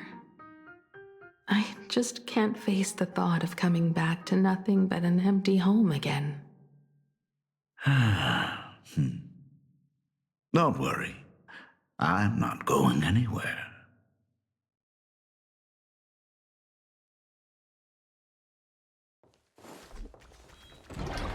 The Imagenesis classroom is ahead. Ms. Dolly?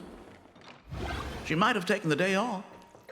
I never noticed it before, but on closer inspection, this classroom is so much bigger than it used to be. It must be because of that incident. As the culprit behind it all, you haven't forgotten, have you? Of course. Well, since I couldn't get you onto the real Astral Express back then, I figured drawing you a substitute instead would be easy. The principal himself imaginated an express and went tearing across the campus with his daughter in tow. It even made the front page of the dual-mentioned city news back then. Looking back, you were always such a bright and spirited girl. Which is why I encourage you to reach for the stars. If it weren't for those dreams you gave me, I wouldn't be the person I am today. I'll never forget. Whenever the weathering curse flared up, you would always sit by my bedside and hold my hand, telling me the stories of Sir Camor. That was always your favorite. Whenever your fever refused to break, you would cling to my sleeve and just wouldn't let go. So, I would start from the moment Sir Camor invented the diving device and go all the way to the... Yeah, that was the first story you ever told me. And the very story that helped me make up my mind. Even if I could never leave this place. If fixing the Express meant sending just one soul to the stars, that would be enough. Yet before I knew it, I'd already traveled far beyond anything I ever imagined as a child. I think I understand how you felt back then. Perhaps one day, I'll set down my duties as the navigator and come back to this place too. What about the Astral Express? A crew of the most incredible nameless will keep the Express sailing on. Like a teacher watching their student, or a father his daughter. Then your dad will always be here at home waiting for you. So, what is this important thing you need to tell me about? Yeah. That important thing. Dad, are you hiding something from me? I knew I couldn't hide it for long, Himiko. I am sick. What? This isn't the right place for this discussion. Let's go to my office.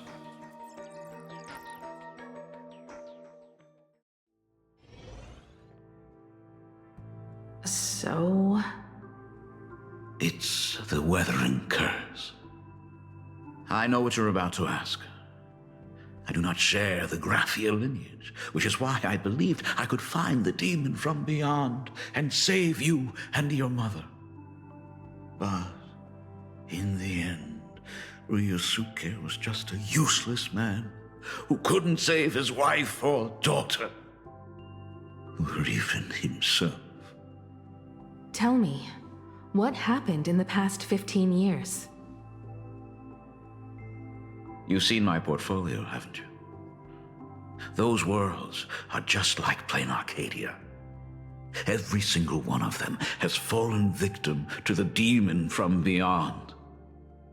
In those places, luck is a very real thing, and the demon from beyond can manipulate misfortune. What does that even mean? In ways beyond comprehension, you feel misfortune crashing down like a tidal wave. Solar storms, diamond rain, system failures, one disaster after another. But if you make it out alive, bizarre strokes of luck come swarming back to you. And so the cycle repeats, washing over the world, tearing it apart. It sounds more insane than the Phantasmoon games. The universe is sheer madness, beyond all reason. I survived over and over, yet my body has become as fragmented as Graphia once was. Is this his way of torturing the rebels? I don't know. But by the time I realized it, There's no escape. Why didn't you tell me earlier? I could have reached out to the IPC's doctors. It's no use. I've been chasing after him my whole life. I know him better than you do. Himeko, remember when you first learned to paint?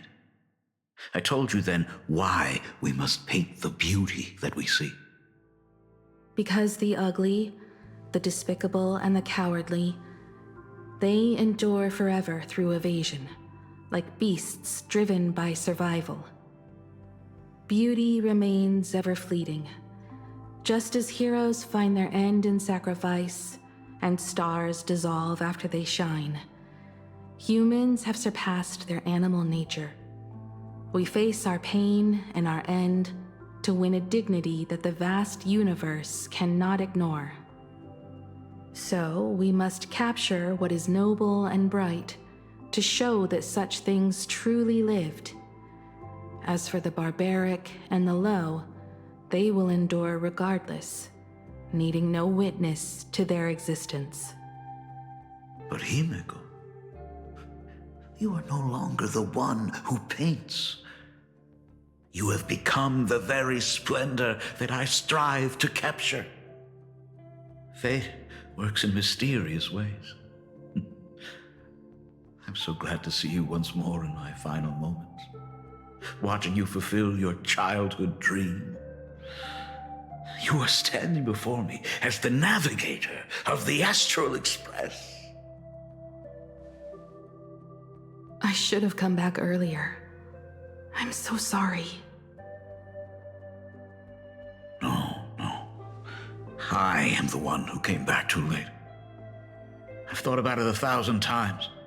On that final night of the Bloodstained Games, if only someone had been there to sit by your side. After everything, does this tardy father still even deserve to hear what his daughter wants to say? If you're willing.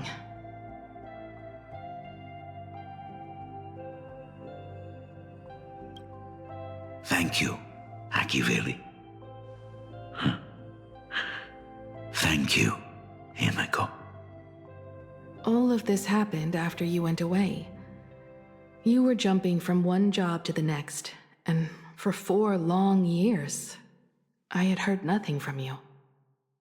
During those 4 years, I found the stranded Express deep in the canvas world and kept trying to repair it. Watching the Phantom Moon grow fuller, I remembered the mask that had been handed down through our family for generations. If I could claim victory in the Phantom Moon games, then perhaps by harnessing the divine authority of elation, it might just be possible to set the Express in motion once more. But the Herald of Death was a complete madman, and he smashed every dream to pieces.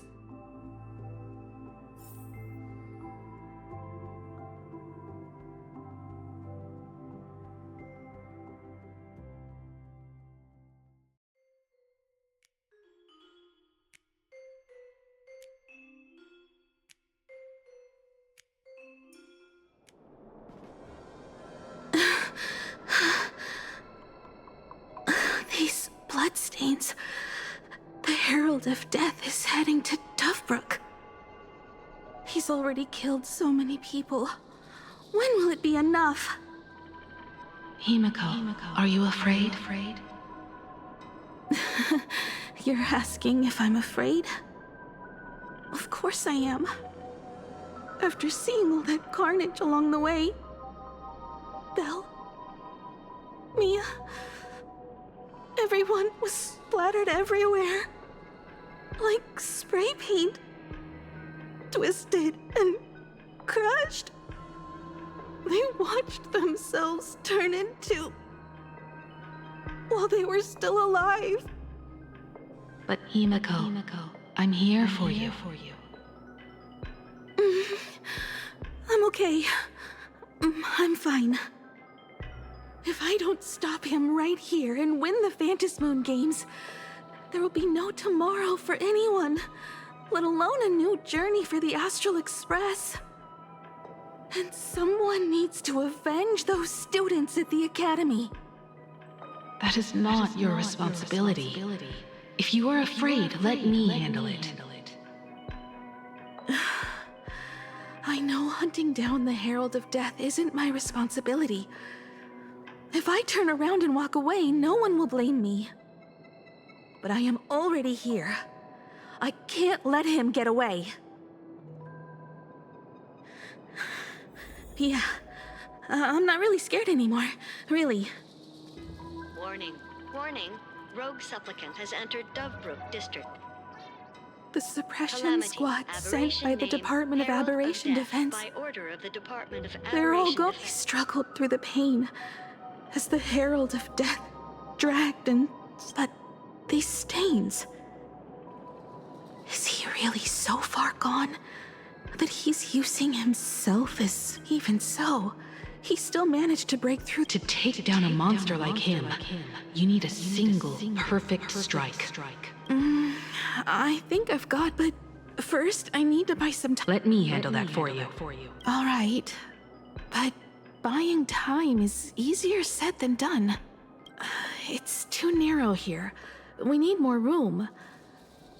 The best bet. I'll take all the wish power I've gathered since the Phantom Moon became full, and use it as fuel to paint it into existence. The sheer destructive force unleashed from creating a mass. But by doing this, even if we defeat him, you would be giving up any hope of winning the Phantom Moon games. Yeah. By burning all the wish power, I will be forfeiting my victory. But even if I did win the games and restart the Express, what would happen to this city? To my friends, my teachers, and everyone else? Where would they have left to go? To set the Express in motion with Aha's power, while standing by as innocent people are slaughtered by monsters? Someone who does that has no right to call themselves a nameless. Ugh, I knew I should have stuffed an orbital cannon or a molecular saw into the case, using that bigger on the inside Trailblaze tech, just like the Astral Express. Remember that for the future, then. Right. When this is all over, I will... Another body. Black Birch. Guess he... Black Birch, the masked fool? The one who turned Gotham City upside down not long ago? Only 2 supplicants are left in the games now. In other words, we are the last hope for victory over him. Just like those legends I grew up with. A hero confronting a monster to protect everyone. Now that responsibility falls to me. I will take him down.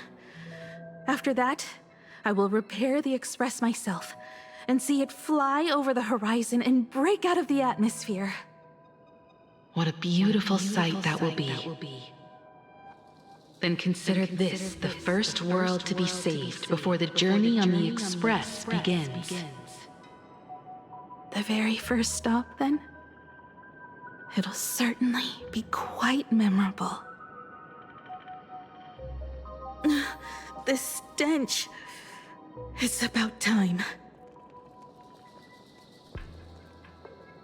So exquisite! These flowers blooming in plain Arcadia! Ooh, I can hear them dancing at the tips. What is that? You say this is not enough? Still not enough! I need more pigment! I will mix my colors with screams of terror! Department head, I shall show you the error of your ways! This flash is the culmination of life! I shall become her! We will be as one! Another new shade, dazzling, shattered crimson! Step into this masterpiece! Become one with me and lay the final cornerstone for the future of humanity!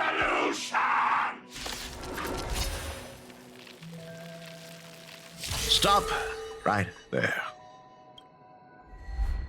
So, you actually conquered the Herald of Death and set the Astral Express in motion once more at the end of the Bloodstained Games. Here I go. I believe in your bravery. When confronted by death, you will undoubtedly choose. But you were so frail and sickly. How could you possibly defeat the Herald of Death, who slaughtered every single supplicant? And how could you hope to repair such a massive... Well, the answer is clear. It would be impossible for you. That is, unless you had another person helping you. Don't deny it yet. I've been tested by you enough along the way. So now, give your father a little room to breathe. While I was gathering your belongings, I found some of the manuscripts you left behind. There were 2 distinct sets of handwriting upon those pages. Every trace in that house proves that 2 people once shared a life there. Legend says that during the Canvas Age, the grand artist Whitebow painted his late daughter onto a scroll and breathed life into her.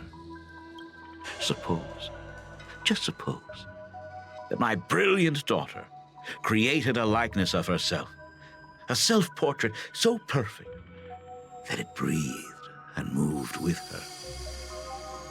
If that is the truth, then every mystery is explained. During that night of the Bloodstained Games, a girl at death's door and an imaginée she created followed the trail of the Herald of Death all the way to Dovebrook. As a monster bearing Shuhu's flesh and a supplicant lost to madness, Marcus and Tali defeated the pair before him without lifting a finger. Driven by pure instinct, he slowly closed in on them. He intended to use their very lives as pigment to paint a new bloody bloom. Little did he know that he was walking straight into a trap of their design. The moment he drew near, a massive iron fist was imaginated from the sky above. It crashed down and crushed him to dust. It was the night of July 22nd, 1984, of the Arcadian calendar. A colossal shockwave radiating from Dovebrook District shook the earth. As the dust settled, a strange urban legend found its way into every corner of the world. Over 10,000 sightings reported a giant arm descending from the sky that evening. In the hours that followed, the Department of Aberration Defense confirmed that the Herald of Death was completely incapacitated. The theories were endless. Was it a divine act by Yaha? Or a weapon built by the IPC? No one knew for sure. Yet the silhouette of that giant remained etched in every mind as a testament to heroism. It was just an arm. Yet beneath the brush of a girl who yearned for the stars, it became an extension of humanity's reach.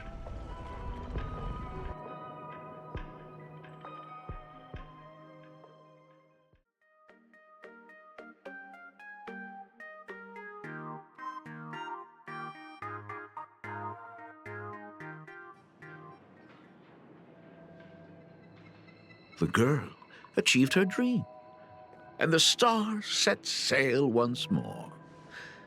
Truly a most romantic fairy tale. And now, unfortunately, I have to destroy this fairy tale myself. You don't believe me? I have no idea who you truly are. But that little girl who longed for trailblazing, my frail and sickly daughter. From the very beginning, Himeko never left Plain Arcadia. That is not something you should joke about. You know better than I do whether I'm joking or not. By the way, things outside aren't looking good. The Arcadia is drowning in problems. Is it really wise to stay here instead of helping the younger crew members? Those kids are all grown up now. They can handle their mission. And as for myself, I am staying right here to deal with the biggest problem of all.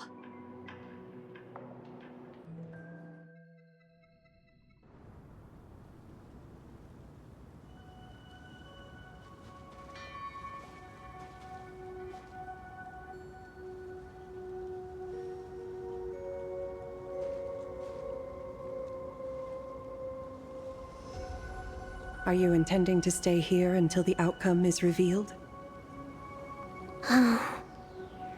It might take forever for him to return, or he might never come back at all. Or maybe, if I just complain and say, I wish Blade were here, he'll just show up. Anyway, it was his choice. We already said our goodbyes. Thank you for staying with him until the very end. Now, it is time to deal with your matters. Gray-haired boy, you seek me out with her token in hand. What is it that you desire?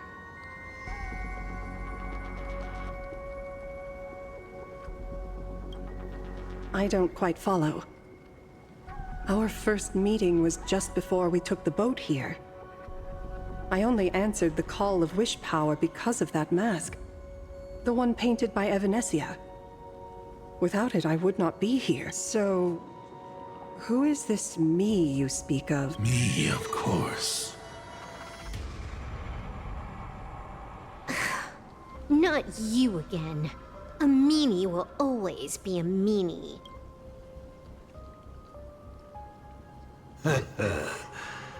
Misfortune and I share one thing in common. We both enjoy dropping in uninvited.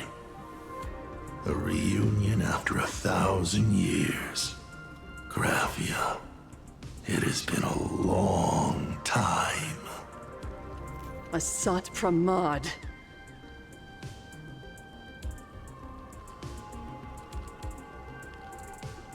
Back at Ingford Hermitage, what you heard was only half the story. 1,000 years ago, amidst the ruins of Ahatopia, I found a baby girl on the verge of death. Her cold, lifeless body reminded me of the legend of Elation. Aha heard an infant cry and burst into laughter. Too bad I never did get the joke. So I came up with a much better one. I infused that child with the power of destruction, giving her the rebirth of a Void Ranger. I taught her to paint her monstrous beasts using the life of the veracity as pigment, all to carry out the Legion's divine will. Graphia, your name was your commission, to paint the world and carve a trace of our lasting glory just before the world meets its destruction. You were doing so well, right up until you saw that express crash. It gave you ideas, Graphia. Unrealistic, foolish ideas. Since that day, I have had nothing to do with you or your destruction. Your failure began the moment you tried to destroy the Express. All you did was turn the spirit of the Nameless into a rallying cry for rebellion. I took the power you forced upon me and used it to save the innocent. You commanded me to record the end of worlds, but instead, I created a sanctuary. So, you think putting on a human mask makes you one of the Trailblazers? How amusing. Look at yourselves. That weathering curse is still eating away at you and your kin. It is the inescapable price for being a child of destruction who dares to betray her fate. World and canvas, a total disaster. Yet you still try to dress it up as a victory. Do you know why I haven't spared Ahatopia a single glance for an entire millennium? Because you bore me. But now, things have changed. Someone far more interesting than you has returned. And unlike you, she is the real deal. A genuine Nameless. That is why I have returned. Simply to tell you all this.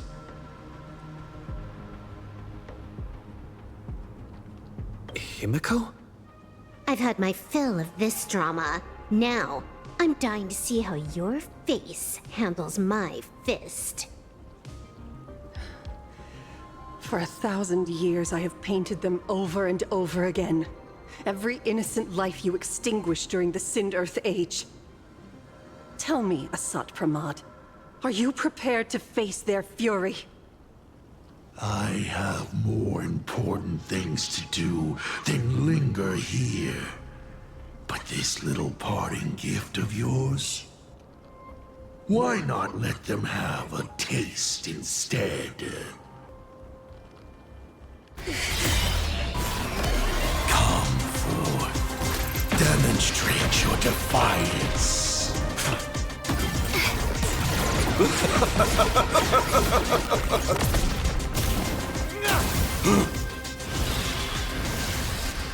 Is it over? Watch out! Pity. Such a clean strike.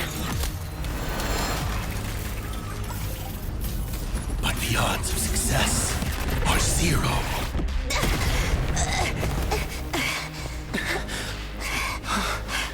The restraint check failed? A 1 in 10,000 chance. The moment I cast the dice, the outcome is fixed. Remove the mask, protagonist. It doesn't suit you. As for you, your end is decided. Farewell. Sorry. I have failed.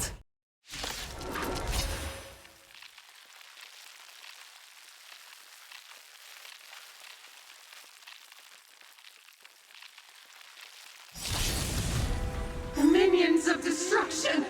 I will drive you all from this world! We must force her back to her senses. Mountains roar, dragons rise! Turn, vengeful spirits! Do we have to go full force? Of course not. That is exactly what that Mimi wants.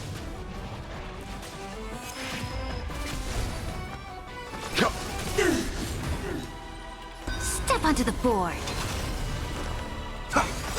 This will watch over you and guide you on your path. My purpose is to protect. It's nothing. Leave it to me. You know nothing of the weight behind. Survive or be destroyed. There is no other choice. Victory now rests in my hand. A bloody fight. Devour offspring! Fight for me! Dragons soaring above the lands. This is permanence!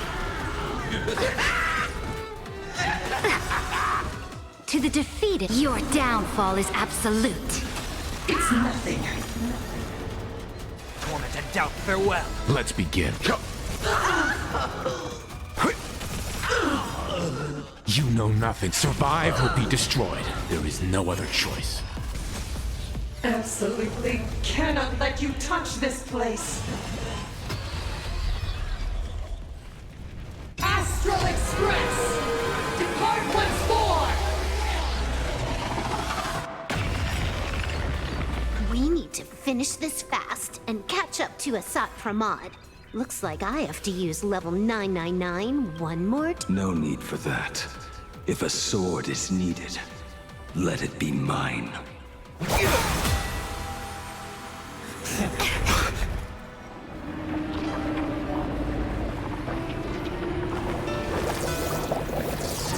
Have you thought it through? What defines a blade?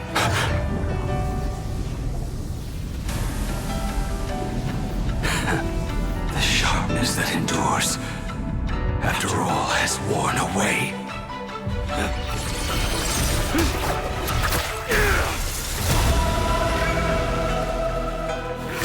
I shall take veracity as my forge, and abundance as my iron.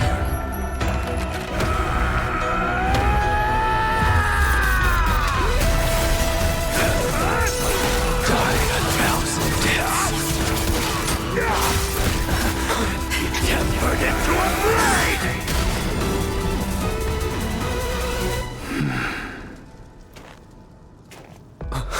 What? Not even a welcome back?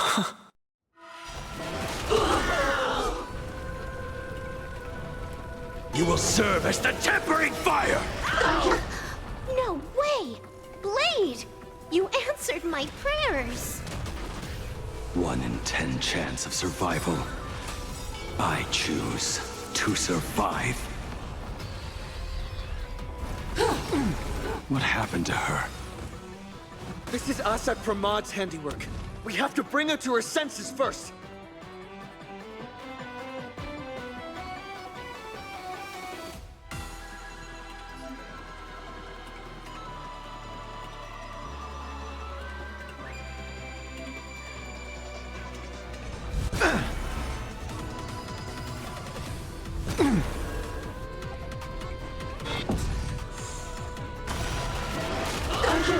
We'll overcome the thorns.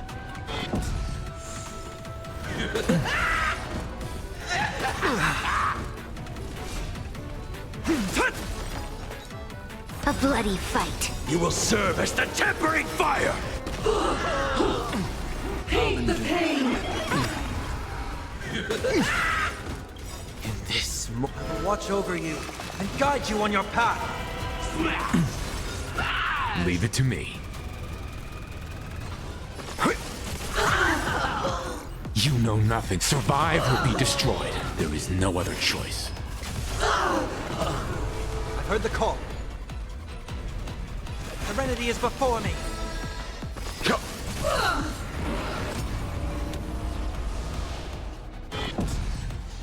To the defeated, your downfall is absolute. My purpose is to protect.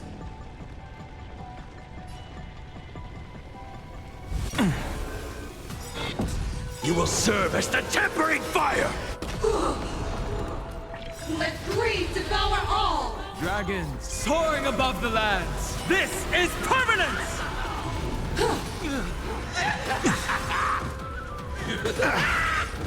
Let's begin.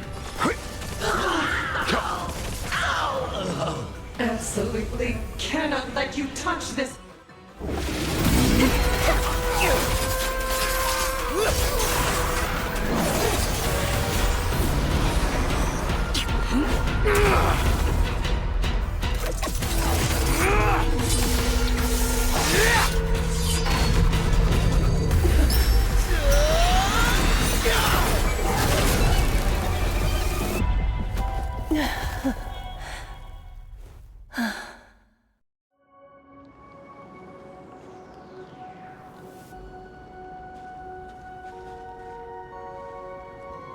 hope I am not too late. Are you kidding? Your timing is impeccable, Blady. But isn't this a bit much? How did you even change outfits? What happened down there? I used the Leviathan's maw to imprison Shuho. But that doesn't matter. What matters is that you made it out alive and got the job done. Not yet. I have made a decision. This time, I will stay and become a supplicant. I am joining the Phantas Moon Games. What? You're going to stay here and poke your nose into this world's business too? Let us settle this first. Are you okay? Thank you. All of you.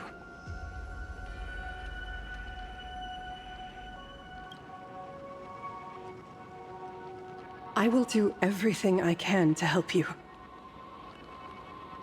As long as the canvas remains, Asat Pramod cannot kill me. You have fulfilled what Evanescia entrusted to you. It was all me. For 1,000 years, I was the one obsessed with bearing every responsibility alone. Asat Pramod was right after all. I have been a ghost of 1,000 years past, arrogant enough to think my seal over the world and canvas was unbreakable. I really believed that accumulated wish power would be enough to strike him down when he returned.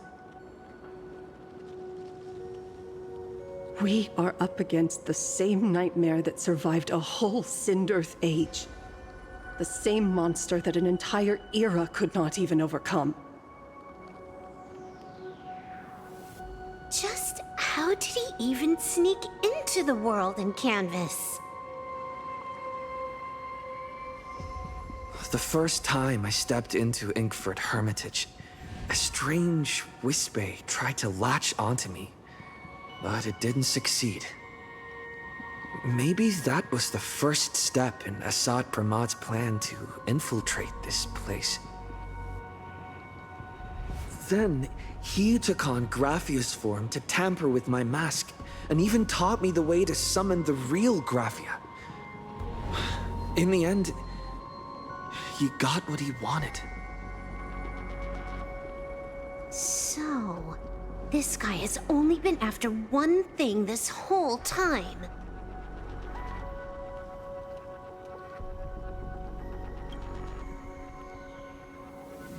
And to awaken the husk of the veracity, we need to leave this place as soon as possible. The giant maw that swallowed me is starting to stir. But he mentioned he had something more important to do. What is that even supposed to mean? He has so much on his plate, no way he can split himself into pieces and handle everything at once, right?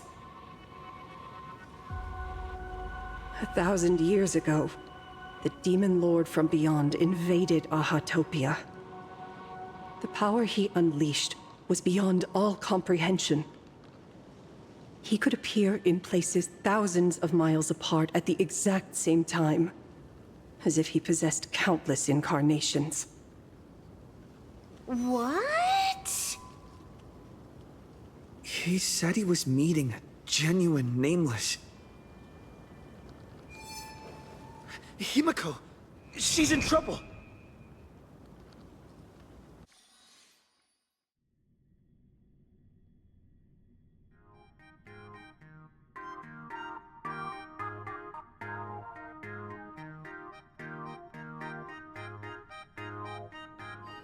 The biggest problem? Do you mean me? You said that classroom was a secret place of your own creation, yet Full Wish seemed to know everything about it. You are far too familiar with the Express, yet there is no way my father could have ever set foot on it. And another thing. When we first met up earlier, you said it had been 15 years. But my father clearly left much earlier than that. Your story is riddled with holes. Or rather, you never even intended to pretend. You are the only person I can never seem to lie to. And about that last point, it was just a slip of the tongue. Stop this pathetic act. You are not him. You who dare to impersonate my father, show your true self. It seems our pleasant little father-daughter chat has come to an end. Buying time, keeping me pinned down. Oh, you played your part well along the way. If I proved to be more dangerous than anticipated, you would be right there to shield your companions. But, Navigator, you still overlooked one possibility. The most fatal one of all. Why don't you try to guess at what exact point did I take Ryusuke's place?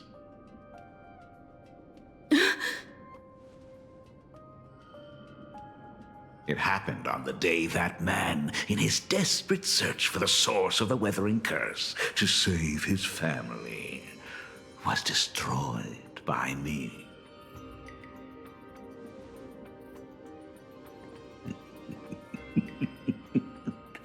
That year, Himeko was 6. At her mother's funeral, she met her father for the first time. You are lying. I have told you only one lie in all these years, my dear daughter.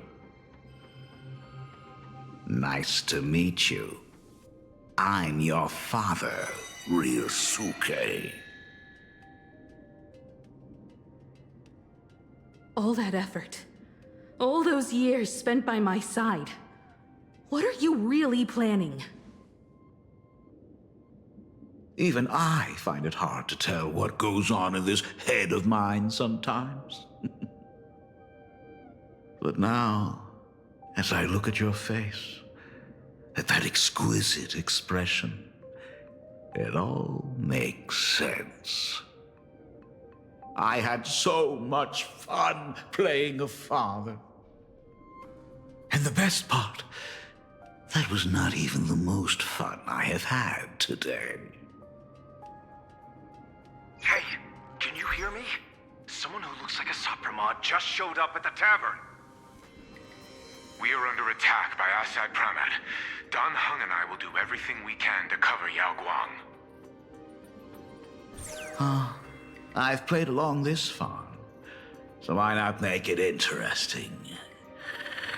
Let us add a dash of red to our little opening act. You have proven your theory by tearing off the mask of Ryusuke. As a courtesy, it's now time to strip away your disguise.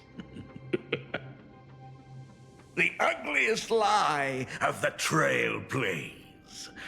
The truth that has been hidden for 15 years. When the Phantom Moon is full again, I will be there as I have promised. I will come back with so many stories to tell you. The girl looked up at the stars, but in her heart, she was terrified of setting out.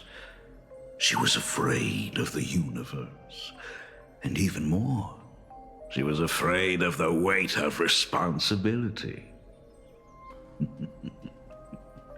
In the end, she'd left her wishes to someone else. As for her, she chose to lie in a grave and stay in the Arcadia forever. Ryusuke's daughter, Himeko, is long dead. when she saw how vast the stars really were. She ran away. Just as the Trailblaze will always converge with the destruction, culminating in awe-inspiring obliteration.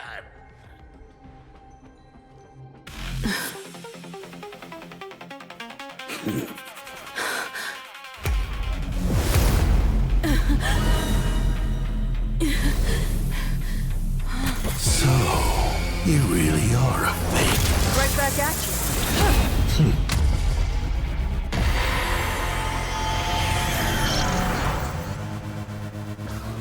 O denizens of this Arcadia, lost in its splendor, once I beheld the Astral Express rise again towards the stars here. Since then, you have known 15 long years of unbroken peace.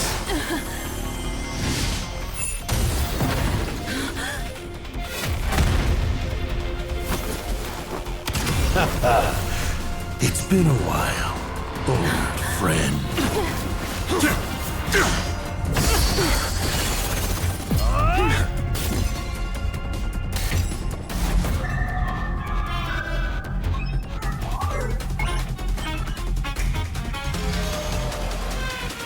For 15 years it was I, Hassan Khan, who delivered every promise of beauty to this Arcadia in advance. Now, please indulge in these long overdue surprises.